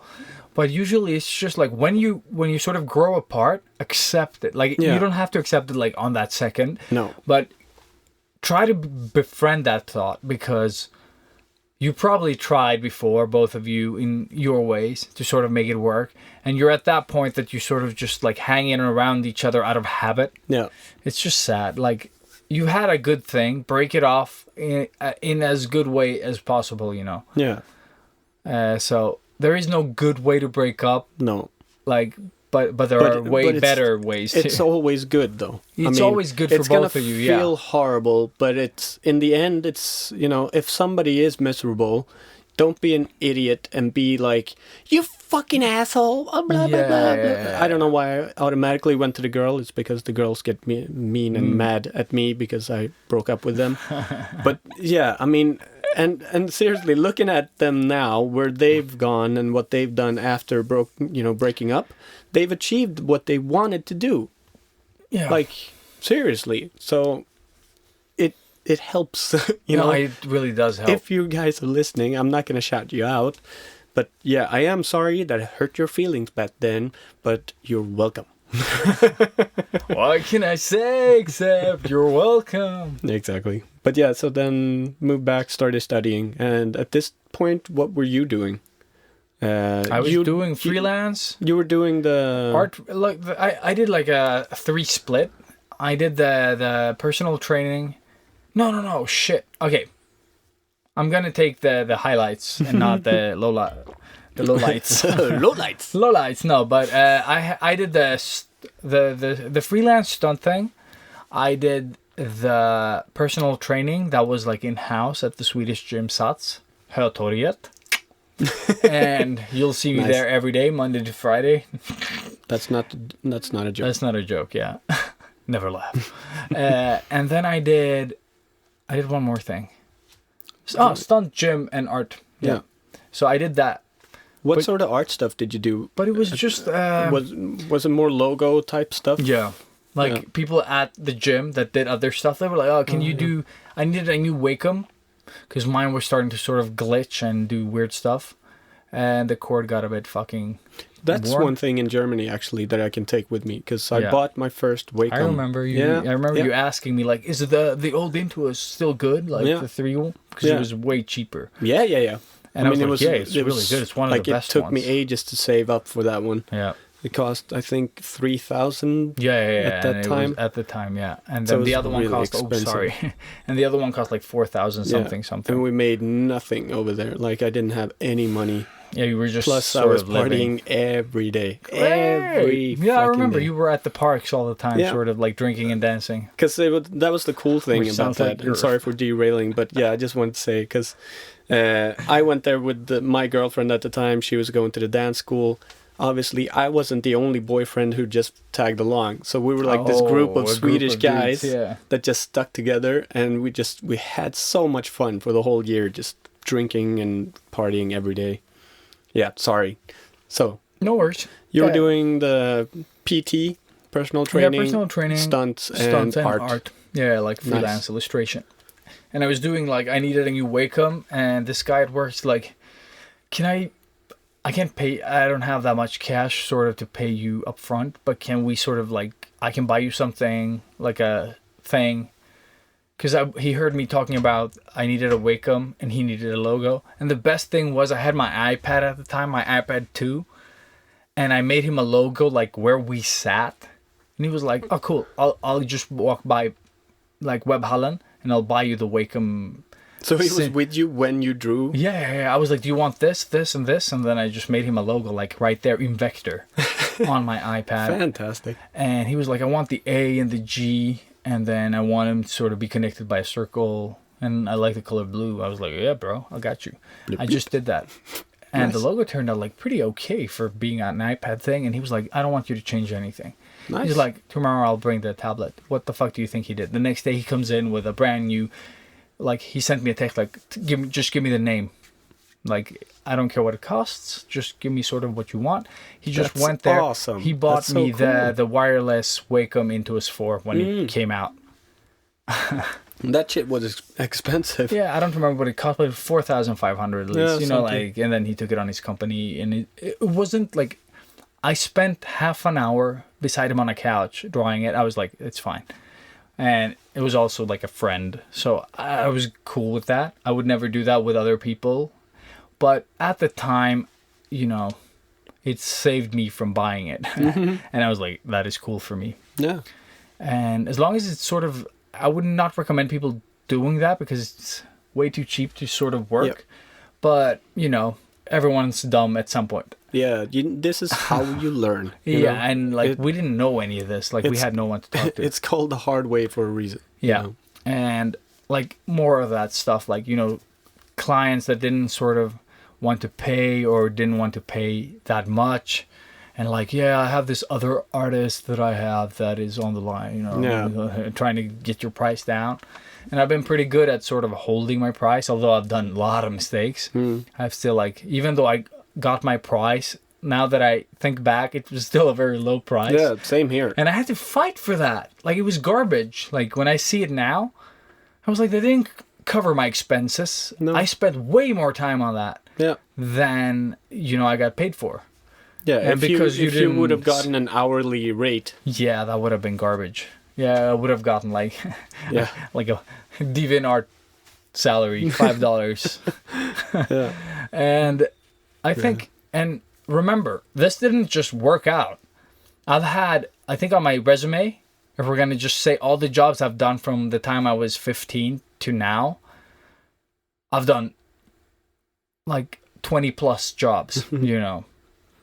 I have Yeah. been a janitor. I have been McDonald's fucking, you know, like what the fuck do you call it? Like someone Do you who have works in fucking on your resume? fucking very good on my resume. 4 Nice. years. Nice. No. But I have I've been a mailman. I've been another type of mailman. I've been I just forgotten all about yeah. this stuff. I've been some sort of That's so funny. technical assembly dude. I've done jobs. Trust me. I've been a merchandiser at Bauhaus, like just packing up stuff and making it look nice. You know, on the fucking whatever it's called, like inside the store on the their shelves. the shelves. Yeah. shelving and everything, just making it look for that specific client. I've done tons of jobs that I hated. I was a janitor at the Modern Museum of Art. Yeah. That's where I got my first Wacom tablet. Yeah. Yeah. Back in 2005, 2006, somewhere around there, was when I got my first tablet. And I like a remember little being Wacom so Graphire. I remember being so jealous of your janitor job. Oh, that job was badass, though. Like- I just walked around with this big mop because you couldn't use water anywhere, so you just dusted everything off and then sort of like tried not to trigger the alarms. And I would listen to audiobooks. And up to this day, I still listen to audiobooks. Yeah, me too. But I've listened to above 500 audiobooks, and I keep listening. Like, it doesn't have to be like, all the books don't have to be, like really good either. You just like need something that sort of gets you through the day. I'm really into the Star Wars audiobooks now. Dude, I've listened to so many weird fucking like space operas, and like they're really along good. with the good books, I've read some fucking weird ones that are just fun. Yeah. But Like that's the thing with me. I prefer books that have like a movie or something, because that way I don't have to imagine people. Like they're already there. Yeah. So it's like the scenario is done in my head, and then I just listen to the story. Like, it's just easier for me. I don't know. I listened to one that was like, it was called Sword Point, and I was like, oh, badass. Read the backside. I was like, this is a pretty cool book. And then somewhere like an hour and a half in, I find out that the best swordman is gay, which is awesome. I was like, holy shit, this book is sort of breaking some new ground. Yeah. And then like 2 hours in, there's this very graphic sex scene. I'm like, and I'm sitting on the train to work drawing. And What's up? I've never sort of, listened to or had one of those a sex scene described to me in that manner. I was like, this is very odd. And at that point, when that sort of started being so described, so sort of, I was like, it feels like everyone on this train is sort of listening to the same thing. They can hear it. Yeah. And it was, but I still admire people that sort of take a book and sort of dare to do something with it. Like, oh yeah, my protagonist is super gay. Yeah. And he's in love with this guy, and he's the best swordsman in town. Fuck it. And it was a super cool book. Like, and it's, I think even might have been like Neil Gaiman sort of gave it a shout at some point. I was like checking that out. Nice. And then Sword Point got a total different meaning for me. I was like, that name. I was like, that, yeah. Man. I was like, that is exact same title I would have given it. That is Sword Point. Like, Best title ever. it is. And they just like, the thing is, they do legal duels where they're allowed to kill each other. And this guy's sort of like gay, awesome, and the best fucking swordsman. And a bit sort of nonchalant about it as well, Like we used to be. Exactly, and it works. It really does work. Like, and thank you, Neil Gaiman, for that tip. I know you're listening. Yeah. Definitely. Neil. Neil Gaiman. Gaiman. I think everyone says it different. Yeah. I don't know. Let's just call him Gaiman. Gaiman. Because... He likes the semen. What the fuck? Yeah, my brain talks more than my mouth does. So sorry. But yeah, so okay. So that we love gay swordsmen. That's all we're saying. That was jobs. At this point, I mean, this is going to be the longest episode. We just have to accept that. Yeah, we have to, 135. Yeah, that's good. So if you're still with us here, thank you. Like, we appreciate it. No, we always appreciate you guys listening, but yeah. I mean, it is a history lesson of us. So, I mean, this is where we sort of get into the real stuff. Like, this is when stuff started to happen. Mm-hmm. After Ilya's janitor job. We haven't even. No, but the janitor job is before the stunt school, so it's a bit fucked up. The timelines are... We're like Instagram. The unchronological bio. But yeah, so I moved back home to start studying, or sort of started studying to move back home. So it was a 3-year education. Information design is what the whole thing was. And I was then in the informative illustration part of that. And we did talk about this before with the whole school and not school thing. So I'm not going to talk too much about that. But it was really good. Like in general, we really went from the complete basics of everything. Like imagine doing Illustrator stuff before Illustrator, you know. So working with rulers and inks and all of this stuff, you know, doing logos without using Illustrator, but also going from the old school to the what then was the latest stuff. The third year they even got like a 3D printer and everything, so we could use that too. And then so it was everything pretty much. And I'm really thankful for that. Plus a lot of other cool stuff like the cognitive process and psychology and blah, blah, blah, blah, blah, blah. But anyway, so I did year 1, good. Year 2, I fucking hate this. I want to kill myself. I need to work now. So what I did the second year, and this I think is a good tip for all you guys that are sort of starting to not want to do the school stuff anymore. I picked out my top jobs. Like, this is where I want to go. This. Mm-hmm. And I did what we talked about last week, the whole email list. Yeah, exactly. And I just bombarded them with my portfolio. Like, hey guys, I'm here. Like, I can work now. Give me a job. And one of these super jobs was Lego. Because I've always wanted to work for Lego. It's a cool company. Toys, obviously. They always have really cool like concept stuff, and all the posters look really badass, and I just thought that would be really cool. Never in my mind I thought they would reply to me or send me down to do a graphic design workshop with them. I love that. It was just like they saw something in my portfolio and they were like, this looks great. Could you do like these work tests and come down and present them for us? So obviously I did. I had no time to do them because I did it very late. They pushed me in. Because I did 2 of these, and this one. Yeah.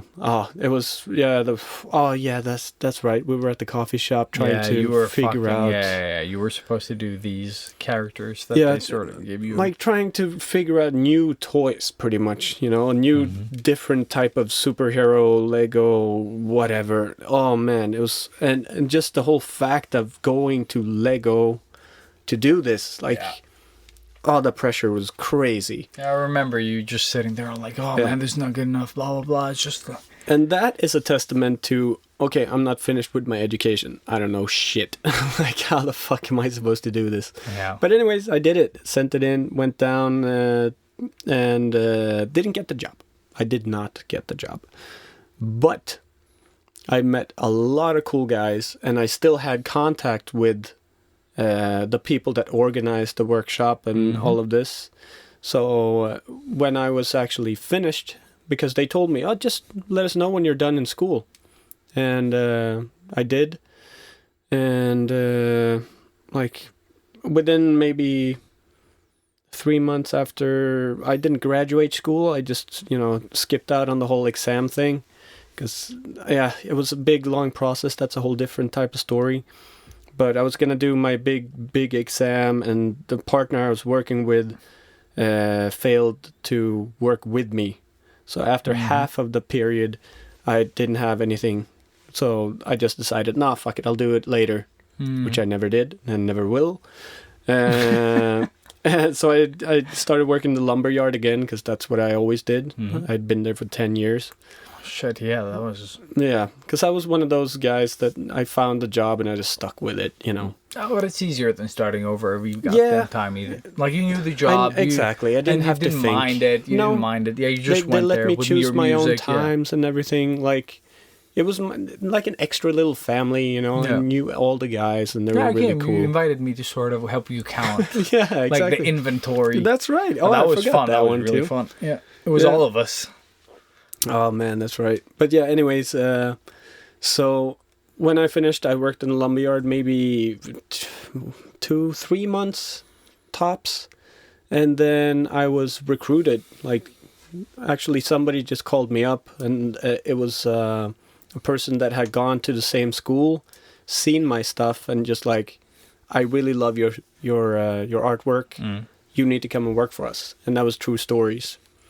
And that was the first real actual graphic design work that I did. And it turned out to be a whole lot more than just doing graphic design. That was doing art direction. I was a movie maker. I animated. Because you saw like a pre-screen of the Lego movie to sort of. Oh, this was not the Lego. This was True Stories. Oh shit! This is True Stories Before Lego. Oh, okay. So like I got to do everything. Like everything that had anything to do with art. Yeah, I remember in that. this company. Like, it was crazy. They had no one that was skilled in art stuff. So I did everything, and that was horrible, but also great team, good fun. But after half a year at that place, Lego called again, and it was time again. Obviously, I had applied to a whole bunch of Lego jobs. So, it was a whole thing with the contract at the company I was working with. But they called me up Friday afternoon, 8 o'clock. I was a little bit drunk, and I was 100% sure it was either you or my other friend Haitem who was prank calling me, sorry. Yeah. So I was like, yeah, hi Lego. Yeah, how you doing? Like, okay, yeah. Okay. And I just told him, because he was speaking English, and I was like, oh, you know, I'm pretty good at Danish, so you can just speak Danish if you want. And the guy just switched over to Danish and like, oh, really? Blah, blah, blah, blah, blah, blah, blah. And I was like, fuck, this is for real. And I'd like, I don't know, emptied a bottle of wine, and, you know, I was drunk. And that was the first interview. Dicks. It was crazy. And then it went from there to the next. Oh, did he keep talking Danish after that? Yeah. Oh, shit, you can just reverse it. No, like, and then I had to speak Danish to him, and I did not how do you speak. spray fuel? I don't know, fuck it. That sounded more Garbage German. language, yeah. Great. It's always German. But yeah, and then one thing went to another, and I landed a job at Lego, which is sort of the high point of my career, if you can call it that. And that's not at all what I do today. And the best thing is that we both got pretty sweet jobs. So yeah, At the same almost time. the same time. Yeah, because I got the True Stories one. No, you got yours I got before you True got- Stories, and then it you was got it just maybe after that. Yeah, 2 weeks or yeah, like a month really, after. really yeah. close. So that was pretty cool. Yeah. And mine is a weird story as well. Should I tell that one before you continue with the Lego one, or do you want to tell the Lego one first, like complete? I mean, what you did there. the Logo. Yeah, I could just do that one. 'Cause I'll I do think it. it's- I'll since do you're it there. quick. Yeah, no, Um, I think you should. I was hired as a graphic designer. That Yeah. was my contract. Yeah, like on title. your business card with Yeah. the Lego character. Yeah, yes. So cool. They let you choose your own Lego character for the business cards. So I chose the rapper, and then next I chose the surfer dude, obviously. Yeah. But yeah, so I was a graphic designer. But what my job was more of, I guess, art director or editor, like picture editor for all the books. So that was the primary task, yes. And I did get that job just because I loved comic books, which is amazing. Like, seriously, that's why my whole sleeve is comic books, because it really, like, it gave me Lego. Like, it's so crazy. But it was between me and another person, and they chose me, like, well, because I'm really social and talk a lot, but primarily because I love comic books so much, because they needed somebody With an interest Yeah. for it, yeah. so yeah, I dealt with the art in the books, and layout and pictures and And all what of this not stuff. to do. Exactly. Do and not. So, say you were hired to draw something for Lego. You did it through a company that makes the book. That company sends it to me. I have to go through your illustrations and maybe correct them if you're not sort of drawing them the proper way. Yeah. If you're splitting the legs too much, which you can't do on a minifigure, like anything that you can't really do with an actual minifigure, you should be careful doing when you draw them. Yeah. Obviously, now you're doing maybe fan art. If you're doing anything with Lego Do whatever at all, the fuck you want. exactly. Yeah. Go nuts, because that's the first thing I did when I quit. Splits. Yeah, I just went nuts. Like I drew Mortal Kombat Lego. I Oh drew, yeah, that was you know, nice. The Scorpion one. I still want to do that good though, because that was just a little sketch. Yeah, you didn't finish it, but Yeah. it was like the concept is there. But yeah, so that was the primary duty. The primary duty. My primary work was the books, and then I also looked at everything else that was design outside of the actual Lego building toy. So the clothes, the keychains, and flashlights, everything, all of that. So I did that- Flashlights, you mean? Yes, of course, the Lego flashlights. You're like, oh. So I did that for 2 years, and after the first year, I really realized that He missed me. yeah, I did. Well, I did. If you don't Um, hold me by now. This song doesn't fit. It's not. No. No? I can't think of a better one though. You're it doesn't matter. not alone. Just keep changing the song. But yeah, so I sort of tried out for a few different concept artist roles and stuff. But Lego is really good with recruiting new people. Like they want to get fresh people in. Plus, I wasn't really good enough. You know, I'm not really the super concept artist guy. You know, I haven't been trained. So, yeah. So that was pretty much it. I figured that But I you did spent 2 1 years, year. right? I did 1 year, and then I spent the last year like trying to get a new position in Sweden and at Lego. Like, but I wasn't stressing. But it took another year, and then I finally got a new job in And it took Stockholm. exactly a year Yeah. as well. That was the... Like to the day. yeah, exactly. My last day at Lego was the first day at Lego. Like on the date. It was so strange. Really crazy. So yeah, 2 years, and then moved back to Stockholm again. Landed a crap job, worked there for 1 month, quit. Oh, shit. Yeah, and then I started my own business. I remember that. And then just extremely fast from there to now is I figured, or my girlfriend told me, like, whatever happened to that tattoo stuff that I started somewhere in this whole story? Oh, shit, yeah. And I went, yeah, what the fuck did happen to the tattoo stuff? And now I am a tattoo artist. Like full. Yeah. I'm not even an apprentice anymore. That is so badass, man. Yeah. So, man, it's... Such a journey. man, we could just go on forever. Oh, I'm so definitely. sorry for you guys that are listening now if it's way too Yeah, long. we're 150 now Uh, or more. Yeah, 150 on the mark. Nice. And just to sort of tie in, just before all that happened to Robert regarding True Stories and Lego, I was sitting, I think it was with Prakash, a guy that we keep mentioning all the time. Hey, Proc. Hey, Prax! I think if you search for Prakash Draws, or what is it? His Instagram name. Do you know? Yeah. I don't have my phone on me, but I that's don't right. remember. Prakash But Draws. we'll link him. And he is also awesome. Yeah, but we also were tattoo artist, Yeah, by the way. but we were sitting at our usual cafe, Espresso House, Vasagatan, and I get this phone call. And if I don't have my hands free or like my headphones on, I usually just can't hear shit through my iPhone. But they called me, this company that I couldn't hear the name of, and they were like, "Oh, hi, we call from..." Get lost in the fucking mumble of the coffee shop. And then I was like, "Oh, that's cool." And he was like, "Yeah, interview, nah. This day, that time, this address. See you then." That's all I got. I was like, what the fuck was that? And currently, I was working as a... Oh, you know what? Let me pull this back a bit. I was actually working at Bauhaus first. Yeah, And it was about the time when sort of what was it called? And Minecraft was doing well. I was trying to get out of this shit job that I was doing to sort of support my daughter. And the thing is, it wasn't going well, you know.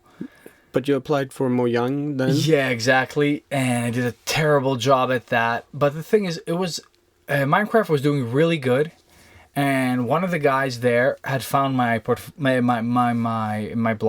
Tumblr, eliaspatlis.com, and thought it had potential and liked my stuff. So they were like, "Oh, dude, we haven't announced this position yet, but if you would love to give it a shot, we just reach out to like 5 of you, and we would love to sort of like, we think you all have potential and would love to sort of see you guys try this out." So and cool. I was so excited that it sort of hampered my performance a lot. And I really sort of gave it at the time what I thought was my best. But now that I think back on it, I should have done like a re-edit on some of the stuff that I sent.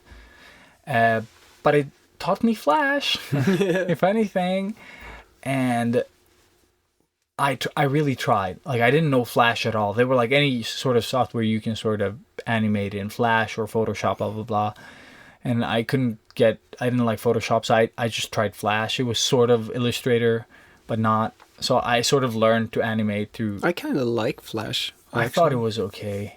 I mean, It was a bit like it easy broke to my... use. Yeah, but it broke my animation sometimes because I didn't understand how to sort of make it work. Yeah. But I managed to get something that worked, and I sent it in, but it wasn't good enough, you know. And I tried. I failed miserably, so I was stuck in my shit job at Bauhaus that I hated. But like, it was bringing in some money, you know. And then I got the job at the gym. And then I did the freelance stunt and illustration. I did it all with the Bauhaus job as well. It was just that the Bauhaus job took so much life sucking energy out of you, you know. But then I got the job at Sats, which was fun. It was a fun job. The only thing was the inconsistent pay. Yeah. You know, like you had 30 clients in a week and then you had 5 clients, you know, like it was like all the time, depending on the period of time. So it was stressful, like trying to provide and then not getting enough hours in. So that phone call, like blah, blah, blah, we call from blah, blah, blah. Please come to this address, this time. Sure. Because I had applied to like 1,000 jobs that didn't like reply, you know, like tons of art jobs and odd jobs. And I just show up. I was like, okay, this is the address that I got. What the fuck? Okay, he said like 7th floor, I think, or like whatever it was, 4th floor. So I just look in the hallway of that, and I was like, King, what the fuck?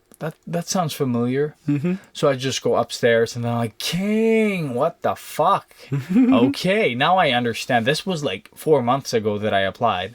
Like, I didn't even think this was a thing. Yeah. Because they never got back to me. And I did the interviews. I did like 2 interviews that... No, I did 1 interview there with 4 people or 3 people. And then they were like, oh, please do this work test. I did that and sent it back. And they called... Yeah, I did the second interview before that. And then I did the sort of the test. The task. And then I actually found out later that I didn't get the job at first because they were like, oh, we already had the other interviews and we already got the people that we want. Okay. So this guy, like, he's good, but we don't want him right now. And then this one guy, the guy I had the last interview with, he's like, no, I want that guy in my team. Like, I want that guy. I don't want any of the other. I want that guy. And he doesn't even work with us anymore. So That's thank too you, bad. Lars Jarno, for that. Super cool. And he just like, I want that guy in my team. And then thankfully someone else sort of like left at that time, just like when they wanted me. So I got a spot. And that was 2012 that I got my job at the company. I had no idea. And the salary was also a fun story because we never discussed these things. He just called me up at the same fucking... I'm sitting at the same place, getting this call again. Same guy. And he's like, oh yeah, man, did you... And then he just said like this really high number for me, you know, like working odd jobs. And then someone offers you a lot of money as opposed to what you got before. Because being a game artist is never a profitable business. No. But he just like said a number and I was like, what? He was like, yeah, you'll get this much and we'll sort of... Blah, blah, blah. And for me, that was such a relief.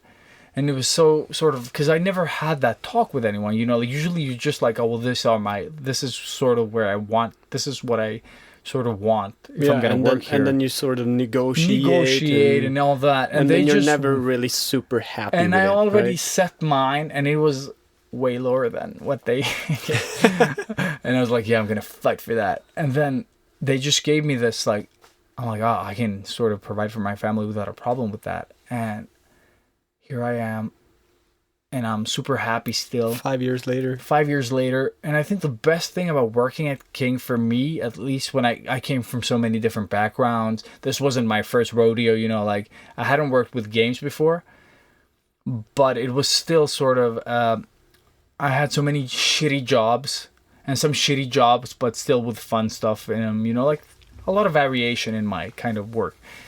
And I think this one was a place where you're sort of like, oh, Elias, what do you think? I'm like, I got here 2 days ago. What do you mean? What do I think? You know, that sort of feeling. And I was sitting in this like meeting because we were always in meetings. And they were like, yeah, we're going to do the developers usually were the ones talking. And they were talking all these ideas. And, you know, like after a week, I'm like, okay, I think I'm getting like the gist what's going on. Mm-hmm. And they were like, oh, well, we can't do that. And we can't do this. And I'm like, but okay, correct me if I'm wrong, but I get none of that shit. But couldn't we just sort of write this code that would sort of tell us to do this? Would that be like a thing? And they were like, oh yeah, that is super simple. Why aren't we doing that? and just because I don't have the limitations that a coder would have, I could think outside of the box. Yeah, because I didn't fucking understand what my limitations were. And they were always encouraging me, like, if you have ideas, just fucking spit them out. And now that I'm sort of in a manager position, I'm like, please just like shout out ideas, even if they're dumb. Please, like don't think, because I always do that at work. I'm like, what do you guys think about this? And everyone's like, what the fuck is that? What the fuck do you mean? But then every now and then, someone else has the other piece of your puzzle. Yeah, exactly. And you're like, oh well, my half-ass idea is not as half-assed when I connected with your idea. And then it's a whole ass. And it's a whole ass. Exactly. Yeah. You know, two cheeks. Yeah. In one go. And I just mean like, there are no dumb ideas, and we don't judge each other on the ideas that we so like. If it's not a good idea, we'll forget it, and if it's a good idea or can become a potentially good idea, we'll work on it. Yeah, and we try to encourage that. And I've never had that in any workplace. It's usually just do this, please. Yeah, and the Lego was the same. Yeah, and that's why I loved that one so much. Mm-hmm. And I had the same thing, you know, when I came in, because it was really like, what the fuck am I doing here? Like, all of these people are geniuses. Mm-hmm. They're like, okay, let's do a brainstorming. And I'm sitting there like, what just happened? I drew a stick. Brown? Is that a thing? Yeah. Is that a thing? Are we doing brown? Yeah. Yeah. And also with the pay, I just wanted to say that because that was the coolest thing. Yeah, that was so weird. Man, because I was working True Stories, and that was an okay pay. Yeah, it was okay. Like, I could live off of that. It was good. I mean, but we've never had high standards. Coming to pay, like, oh, I do what I like and I get, you know, some money from it. And they really they plucked me out of school pretty much. You know, I pretty much a month after school or whatever. No experience. Greeting cards. So obviously they had a good chance to sort of negotiate. Yeah, they could have given you anything. Yeah, like. And then I went to Lego, and because I remember I finished the interview, the last part of the last interview. Sitting there, and they have a policy, I think, that they're not allowed to tell you straight away. Yeah. They have to wait, and then they call you up and tell you if you got the job or not. Yeah, of course. So I was sitting outside, and I was waiting, and all of a sudden, this woman comes running out, and she's like, "Oh, good, you haven't left. We were wondering if you had just a second, because we need to ask you another question. Like, we forgot this one thing." And I was like, "Yeah, sure." So I come in, sit down, and I remember I had my portfolio with me. You know, with like printed. nervous, you know. Yeah, like, I oh my was God, what so is it now? nervous. Yeah. Like, because I played off the whole interview really smoothly. Yeah, like, and then you had to go back. and You're then I was like, what the "Fuck, no, the smooth is gone." Yeah, What do I've I used do? up all my smooth. Yeah, so I put down and I sat down, and I think there were 5 people, Oh, that's nice. and they were all quiet, like That's just looking at me. And I Yeah. was like, so, like, because I was thinking, okay, they've looked at my record, or you know, they've seen I something. promise I paid for these. Yeah, whatever.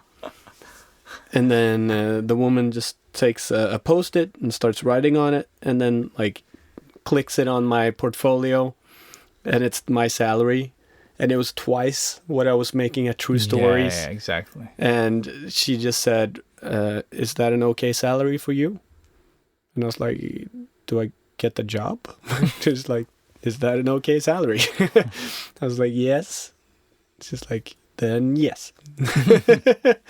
And it was just amazing. And then, yeah, they just sent me off floating on clouds and like, Yeah. "Oh." And I think that was the best. I've never had that sort of. I haven't had that much salary that I could sort of save. I've never had big expenses, but I've never had the salary either. No. So getting actually the salary that I got, that you got, sort of like really helped. You know, like I can actually save. Like I save for my daughter. I couldn't say. You can I save. had, Yeah. I had an apartment and girlfriend in Stockholm crazy that I had stuff. to. Yeah, you were paying double rent and everything. Oh, so yeah.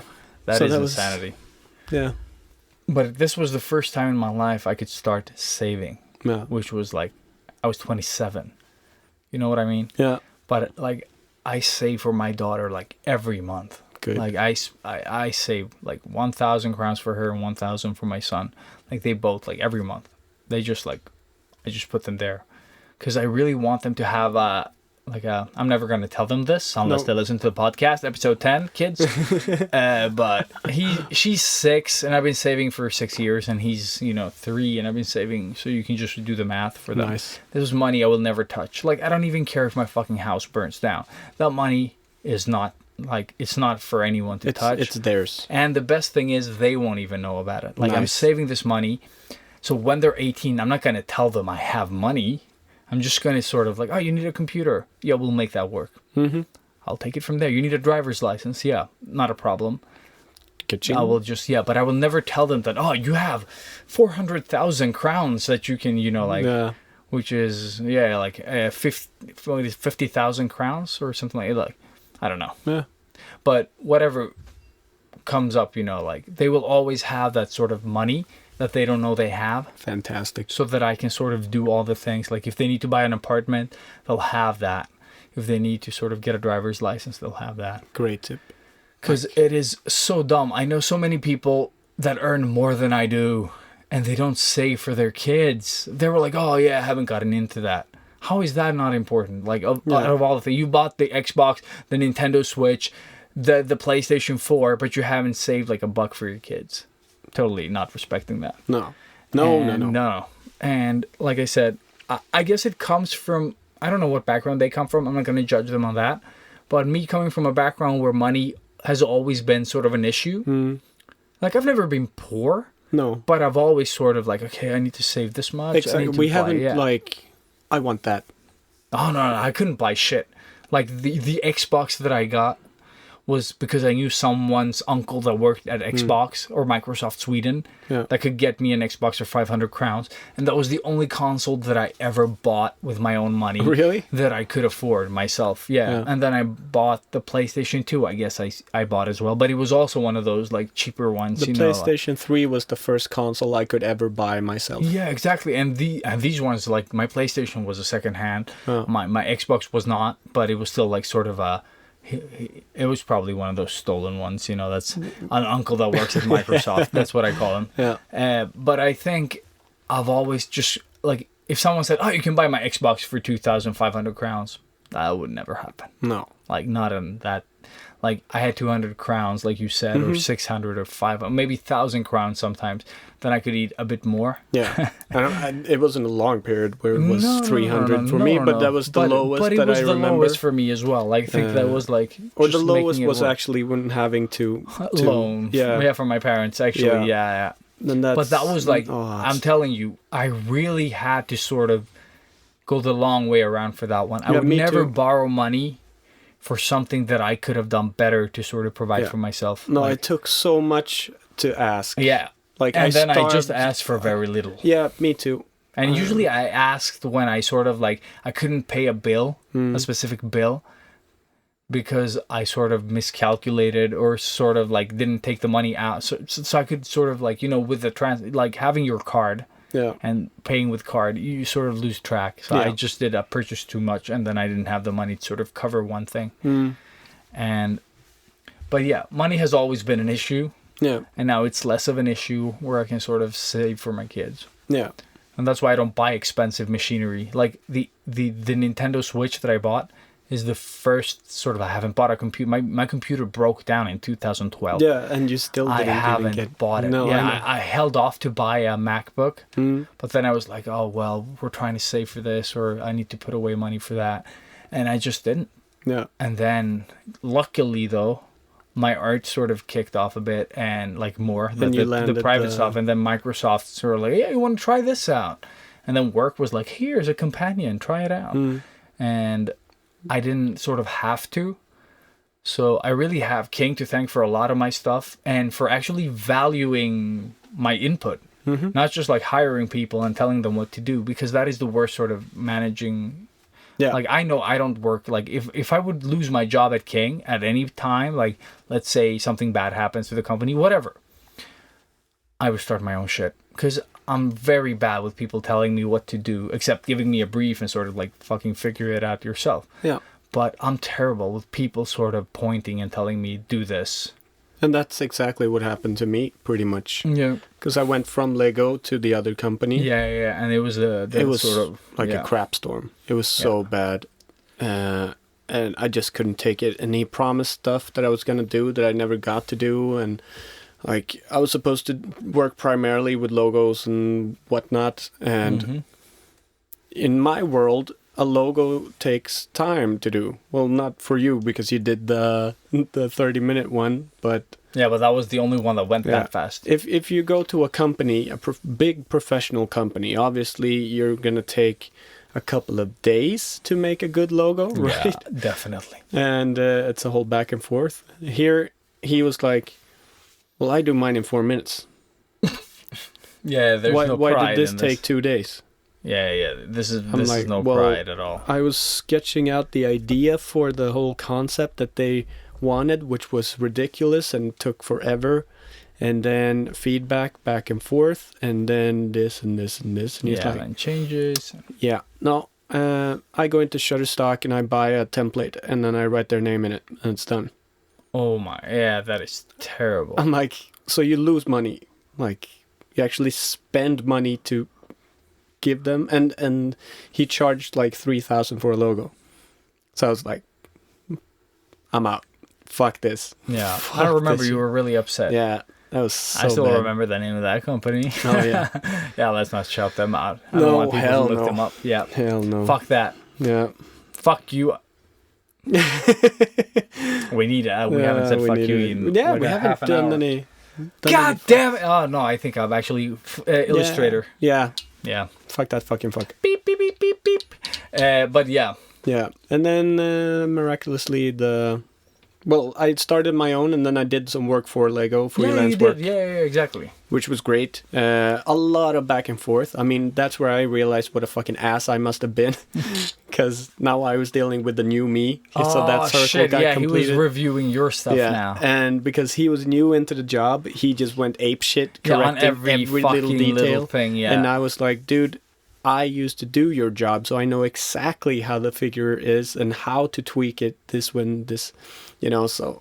that was horrible. Yeah, but it great was fun. Great fun. I did it. But Lego was a nice employer as well. They paid well. Yeah. They respected the fucking payment. You know, like Very it's much. not like They some were companies. super You're like, great. oh, I've been waiting for 3 months. Where's my pay? They were like, yeah, we lost. And really took care of all their employees, Mm-hmm. especially like when you come from abroad and move to Denmark. yeah. And this is in Copenhagen. This is out in the middle of nowhere, kind of where Ilias did his stunt thing. Mm-hmm. You know, there's nothing. So obviously they know that you're going to be ridiculously depressed after a while if you're not taken care of. Yeah. So they give you a great care package when you come in, and I've heard King does the same. So, Oh yeah. King is super with its employees. because I have a tattoo friend who's married to someone that works here. an employee of King who moved to Barcelona Oh, sweet. to their office, or your office. Girl or Girl, yes. don't know her. Don't remember her name, but yeah. So then the tattoo business is freelance. A lot of people think. Yeah, you rent a chair pretty Yeah. much or a seat. I mean, the shop has opening hours, Yeah. and the shop is open from. In our case, it's 11 till 6 o'clock. Mm-hmm. Sorry, gassy.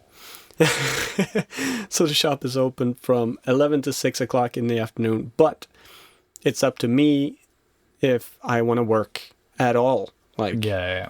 because I only get money when I have a customer Yeah. or client. But don't you have like a minimum sort of like a month you have to sort of pay the house or something like that? No, No? they take 30. They take a Whatever percentage. you make. Yeah, But I mean, if you don't make anything, like I decide not to work this month at all or next month. yeah, that's Then their you, loss. yeah. But yeah, obviously I need to make money to pay rent again. Yeah, The of money course. issues. Of course. And I'm not the super saver guy that Ilias is, because obviously I'm addicted to comic books and movies. So I didn't buy art supplies. I bought shit today. I was Oh, yeah. supposed to buy like and art supplies. some stuff, but I bought some more stuff. I buy a lot of useless stuff, and it's, you know, at the time when you buy it, it's not a big sum of money. No, but then it's adding the- it up, oh, yeah. you're like, fuck. Like but the then money I again- spent on caffeine nowadays. Oh my god. But that's a good thing about being your own business. Yeah. Because you can write it off. It's great. You get Yeah. Need caffeine to work. Caffeine to work. yeah.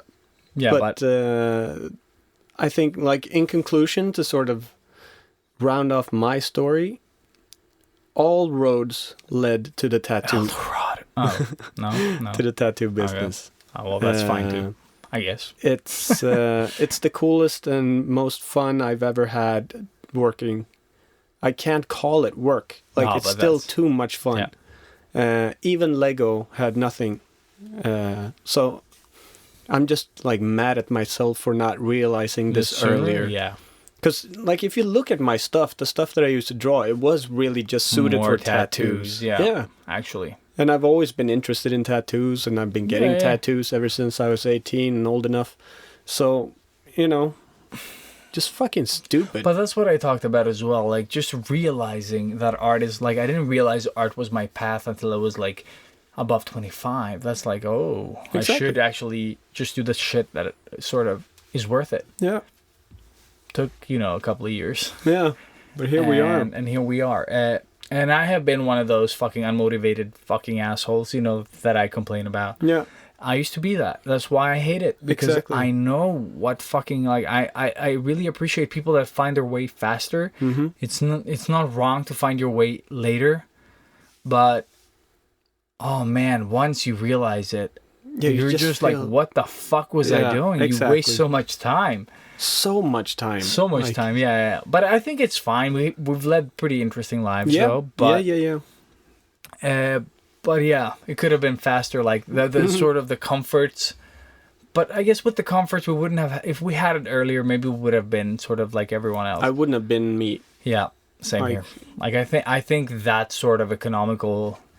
Yeah, that's. I mean, it's made us struggle stronger is- in a different type of way. Also, And like, maybe I wouldn't have appreciated working at King like I do now, because I see a lot of sort of people that like King is their first job, and they're like, oh, I don't get to like. Yeah. I'm not saying that every task I do at King is fun, no. but I have the experience from my past jobs to say that this is fucking nothing. Like, they pay me well. They respect my fucking opinions. And I can sort of pretty much do my work without anyone hovering above me. Like, as long as I have my shit on Friday or whenever your deadline is, they don't give a shit. Like, I could spend my days on Facebook, just to exaggerate, you know, like 80% of the time if I have my shit done on Friday. Nobody cares. Like, if you check your phone, as long as you deliver like good work, Do your job. you do exactly. Yeah. You sort of have good input. That sort of like, you don't have good advice only when shit hits the fan. You know, like you have like ways of before that happens. Like, oh, we should do this because we'll avoid that. Having that sort of foresight is really helpful. And King has gotten a lot of shit over the years for various things. And even like at some time when we supposedly sued Banner Saga, we got a shitstorm. And I just went like to read the comments because trolls. Of course you want to read the comments that people write. And they were like, oh, King and everyone that works there, we should take them, fuck their families, blah, blah, blah. You're like getting really, really personal, like really upset. Yeah. And then the people from Banner Saga, they didn't say shit because they weren't sued. No. And then we had an article that said like, oh, no, they're not suing them, but they have to sort of make a move towards, because it was a trademark thing and trademarks need to be treated in a certain way. Because if you don't act on one, then that could be used against you on another lawsuit, Yeah, for of example. course. Or like a trademark sort of. Yeah. But fuck it. And then someone wrote like, I think it was Kotaku maybe, or like one of those big gaming sort of things that wrote like a big article about, oh no, everyone's misunderstood the situation. This is what it is. But the headline was sort of, I don't remember what it was, but it was sort of like, they didn't write the whole thing. So it read sort of as King did wrong. Okay. And I think that's all people read on that one as well. And the comments were just like, so much bashing. And you still made it through. Yeah, we made it through. The thing is, it was just a misunderstanding. And when you're doing well, people will bash you. Of course. But it was like, what you need to understand is that the people that work at companies, we're just people. We have families. We take care of our kids. Someone's going to pay me to draw candies. I will draw candies. Yeah. And my team is like a bunch of friendly. My team has changed over the years. I've been here for almost 5 years. And my team has changed. But they're awesome people. You know, we laugh. We joke. We're just like normal people. And people sort of forget that. And they attack you. Like, they don't attack you by name, you know. But it's still sort of like... But it feels personal. But it feels personal, yeah. I sort of didn't mind. Because I also got upset. I was like, what? We're suing? You know, what? Because that was the first news. I just like hit Kotaku.com and then I was just, well, what? What? And then, you know, everyone got worried and then you get the sort of explanation and you're like, oh, then I don't give a shit. Yep. But it's still like, it's the best fucking workplace that I've had. And I know that a lot of people that come in, it's their first job, and they just like, oh, I just draw cute candies, blah, blah, blah. Fuck this, fuck that. Then go work at McDonald's. Like, I'm not saying that there's something wrong with working at McDonald's, but you can sort of feel the difference in how you're treated. Yeah. Because my experience at McDonald's wasn't all fun. No. Like, I'm not saying that they pushed me over, because I'm not a big pushover, like, regarding anything. You've never been. And no, but yeah, I guess that's a plus on my side, I guess. It's the Greek genes. The Greek genes. Rubbing my pants. But yeah. But a lot of jobs, they won't treat you well. Like, sometimes you have to fight for everything that you stand for at certain jobs just to be sort of human and not a sort of machine that does other people's will. And especially if the boss at that place is an asshole, you know. And having a job like this where they're like, oh yeah, you work in a team, you guys fucking make stuff. As long as you do these three things every half a year or something like that, every quarter of the year or something like that. Yeah. As long as you do these three things, we're good. And then you can sort of do your own ideas. And awesome. yeah, exactly what I'm coming what I'm like sort of aiming at. But people don't have that. They were like, oh yeah, but I have to do. So we have to do these three things. Yeah, exactly. Like, oh. And I don't like this, and people complain about like, oh, we don't get that special butter for breakfast, and we're not doing as many trips anymore, and we never do any fun stuff, and we do fun stuff all the fucking time. That's all I see. Yeah, and I'm so fucking tired of fun stuff, Like, I'm at that point, and people are complaining that we don't have that specific butter that they like, or that the milk is not the type that they like. Like that stuff. Like, you're spoiled. Go sit on your fucking butter. Sorry. Exactly. Buy it yourself. You get paid enough, you know. Like, you... Jesus. And people are just, like, when they're sort of complaining about shit, like, you have it too... Like, King is treating you too well. Yeah. So you forget that it's your job, and that's Be usually happy the problem. you have toilets or toilet paper in your toilets, You Anything. don't even think about these things. Yeah, it's like, just it's like so fucking you just take crazy. you just want more and more, and that I think that is sort of the problem that I would say is at King. Yeah. Is that people not having been through worse to sort of appreciate the better. But I think it's more like the whole 90s era of kids, They are really spoiled. I'm not saying all of them, but a lot. And I think it started with us as well, like the 80s kids. Yeah, like, yeah. Because we grew up in the 90s, we were born in the 80s. But I mean, grew up like where it mattered in the 90s. The generation after us, they grew up with cell phones and you mean internet like, and all of this, and they've had I got pretty mine much late everything for being served. me. Yeah. I don't even remember when I got mine. Like I got mine my late. family's always been good with electronics. My dad is a bit of a geek. Yeah, but he's yeah. So that I probably got it when I was 2 hours and 23 minutes. This is gonna be fun to edit. yeah. No edits. Yeah, I'm just gonna check it out like this. So fuck. Punched. But yeah, so I just feel like they're not. They've been spoiled, so they don't appreciate the stuff that we do in this way. Digging in the dirt, doing all this fucking crap. Like I said, a lumberyard, 10 years. But dude, I had a period of time. I don't remember I think it was like between when I dropped out of school at 16, or like 15 and a half, whatever. Let's say 15 to 20s. I just fucking worked out. I didn't give a shit about a job. Like I had that. I got one job directly after school through a contact that was good. The sort of like electrical assembly sort of job. Oh yeah, that was awesome. We just listened to the radio and sort of assembled electronics, and that was cool. But then after that, they were doing cuts. So I was like the youngest, and I was the youngest. They were like, "Fuck that guy." Yeah. He's good, but he still has a chance. Replaceable. Yeah, exactly. He can go back to school. And I got sacked with a lot of other people. And I got a job at McDonald's, and then that was terrible. I did like 3.5 months, and I'm like, you guys, fuck you in the face with a chair. And no, they liked my performance. I just hated it. Yeah. They were like, oh, you're really fast. You should maybe think about becoming, Yeah, going up to becoming, and I was like, no.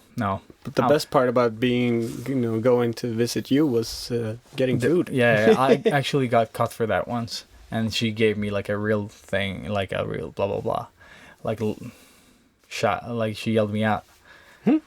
And the fucker that I am, I just argued. Of course. I totally knew I wasn't allowed to. I was like, I don't care. And that's actually when I quit as well. Like just after that incident, I was like, I don't care about this job.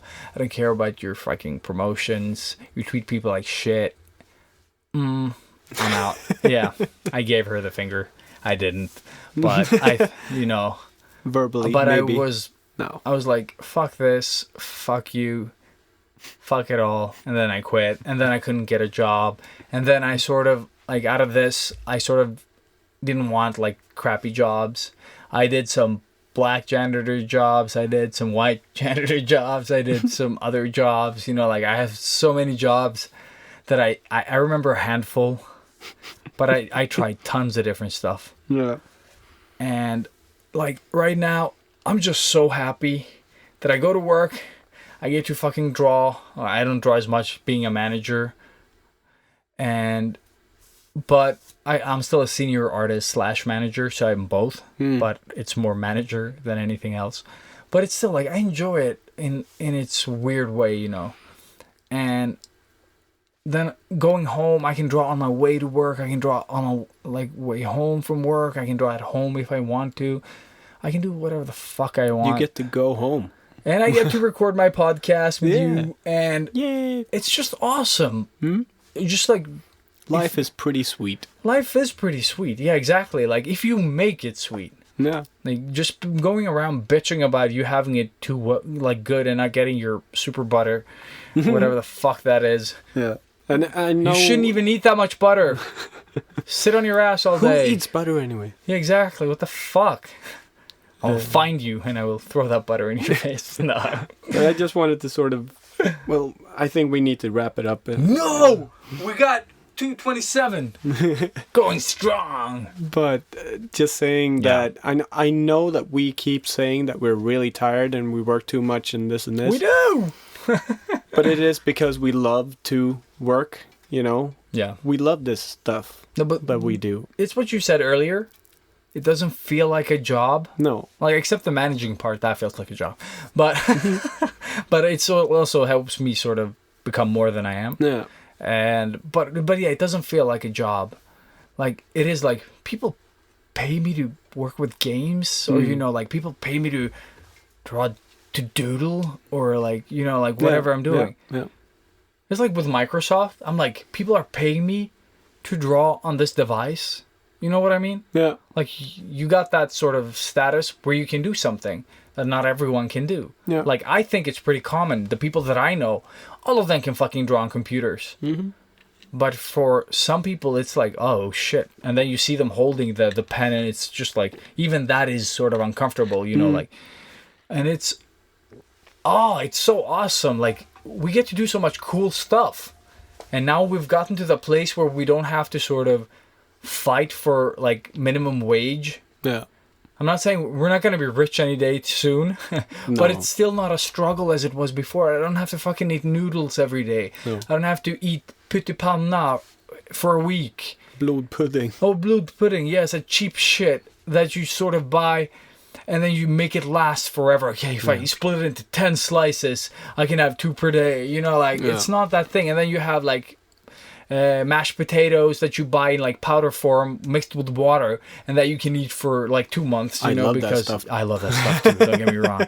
That shit is like, It's the perfect so good. filler, Yeah. you know, for any meal. Like, I can't be the warm water and that shit. Yeah. And it's just so easy, so good. Yeah. And you can put the spices in the way you want it. processed food for the win. But that's what I'm talking about. But you need that butter, man. That butter. King, where's my butter? Butter. Like, I know I get this podcast studio for free, but where's my fucking butter? Yeah. Where's my fucking butter? I don't even work here, but where's my butter? Yeah, where's this butter, motherfucker? Yeah. Sketchbook Heroes are tired. Woo! Woo! This is the longest we've ever gone, I think. Sort of. Yeah, 229. Jesus. Yeah, I'm not gonna edit this. Fuck it. I'm just gonna raw it out. I don't think we Nice. said anything inappropriate. No. So, what's today's retro? Sleep. No, I'm kidding. Wasn't that retro enough? I even forgot to talk about your grandpa. Your grandpappy. Oh, yeah. That's one thing we did when we first sort of, like, first grade to third grade. We used to go home to his grandpa's place. Like, he had this sort of couch. Yeah. Or like this, what do you go, recliner? Yeah. And we used to sit in it, both of us, like, comfortably. That's how big we were. Eat snacks and watch TCC, which was the children's channel. The best channel ever. Especially when we were kids. And it had all the fucking awesome cartoons, plus Barney, unfortunately. I love you, you love me.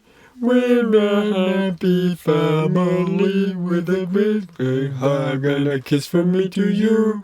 Won't you say you suck me too. I love you. I swallow. Yeah, terrible. Yeah. So Barney and TCC. Yeah. Hated Barney and Rosie and Jim, but everything else was awesome. Maybe. Yeah. But yeah, so that's sort of where everything started, I guess. Yes, everything started 2.5 hours ago. Oh man, I'm so tired. Yeah. Why did you become so long, episode? Why have we done so much? Yes, why have we done so much and we missed half of it? Yeah, probably more. But we were awesome. Everything was a breeze. Yeah. We always got the jobs we wanted. Never fought for anything. Nothing. We had tons of money. Bitches. I'm tossing yeah. money around now. He's making it rain. Rain. Not in the eye. What? Oh, The money? the Or money. The money? You throw money in my eye. In my eye. In my eye. German again. In my eye. Wow, worse Germans. Yeah. Fuck you, Hans Gruber. And then I did the German Terminator. Terminator. That's Oh that's yeah, Die Hard, man. Yeah, I know, but I did like a German Terminator saying Hans Gruber, like Die Hans Gruber. And then, So you did Die I Hard. did, yeah, exactly. Die Hard. Die Hard. The Hard. The Hard. Bruce Willis, best performance. The Hard. Well, it ties back into all the inappropriate jokes we did up until this point. Pretty much. Sword point. Sorry. Yeah. Oh. So read Sword Point, struggle with art until you don't struggle no more, Yeah. and be awesome. And buy a scanner. Yeah, and if you Very want far special away. butter, fucking just go buy your special butter, okay? Eat that for a month. See how that tastes. I think that's the best. that's the best advice. Yeah. Yeah, if you're doing good, don't ask for more good. Yeah. I think that's the thing. Shut up! If you're doing good, don't ask for the good. Yeah. So what we've learned. So yeah. Don't be ungrateful. I'm guessing by now your brain is erased. Oh yeah, shit. I think this is like our live streams on Sketchbook Heroes. Yeah. Like one person. I love your podcast. It's probably a German. And this is where we reveal our super special giveaway. No, I'm just kidding. For anyone who's still... We should have done that. Oh, we should have done that. You, the one who's still listening, yeah, you deserve it. Oh man. Yeah. You don't have to listen to the whole thing. If you reach this, you're screwed. Yeah. This is the end, my friend. But please keep hashtagging and commenting and What are doing you talking? everything. They're not even here anymore. But please do. And Part 1. just so we can see what you're doing and yeah, all that stuff. Yeah. Find us on Instagram, Sketchbook Heroes, or Facebook, Sketchbook Heroes, or nothing else. Or I thought Twitter, and then like no, we couldn't not fit Twitter. Twitter in the handle, so no. We're just doing those. Yeah.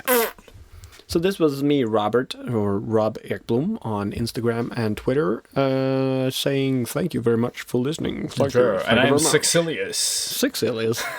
saying good night, all you sexy ladies and dudes, bros. Sword point. Sword point. All the way in. It's moving real fast. He's the only one who can stake you on time. Yeah, I don't know that song. You don't? No. And the minute is fighting crime. It's one of those old cartoons. In the danger zone.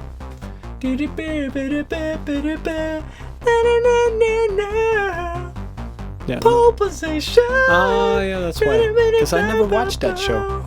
I never watched I it. just thought the pole position was fun. Oh, yeah. Fitting into this whole Sword jokes. Yeah, sword jokes. I'll Man, prick you with my blade. why haven't we stopped yet? This is. I don't know. This is just ending. Just end the fucking thing. End it. Goodbye, everybody.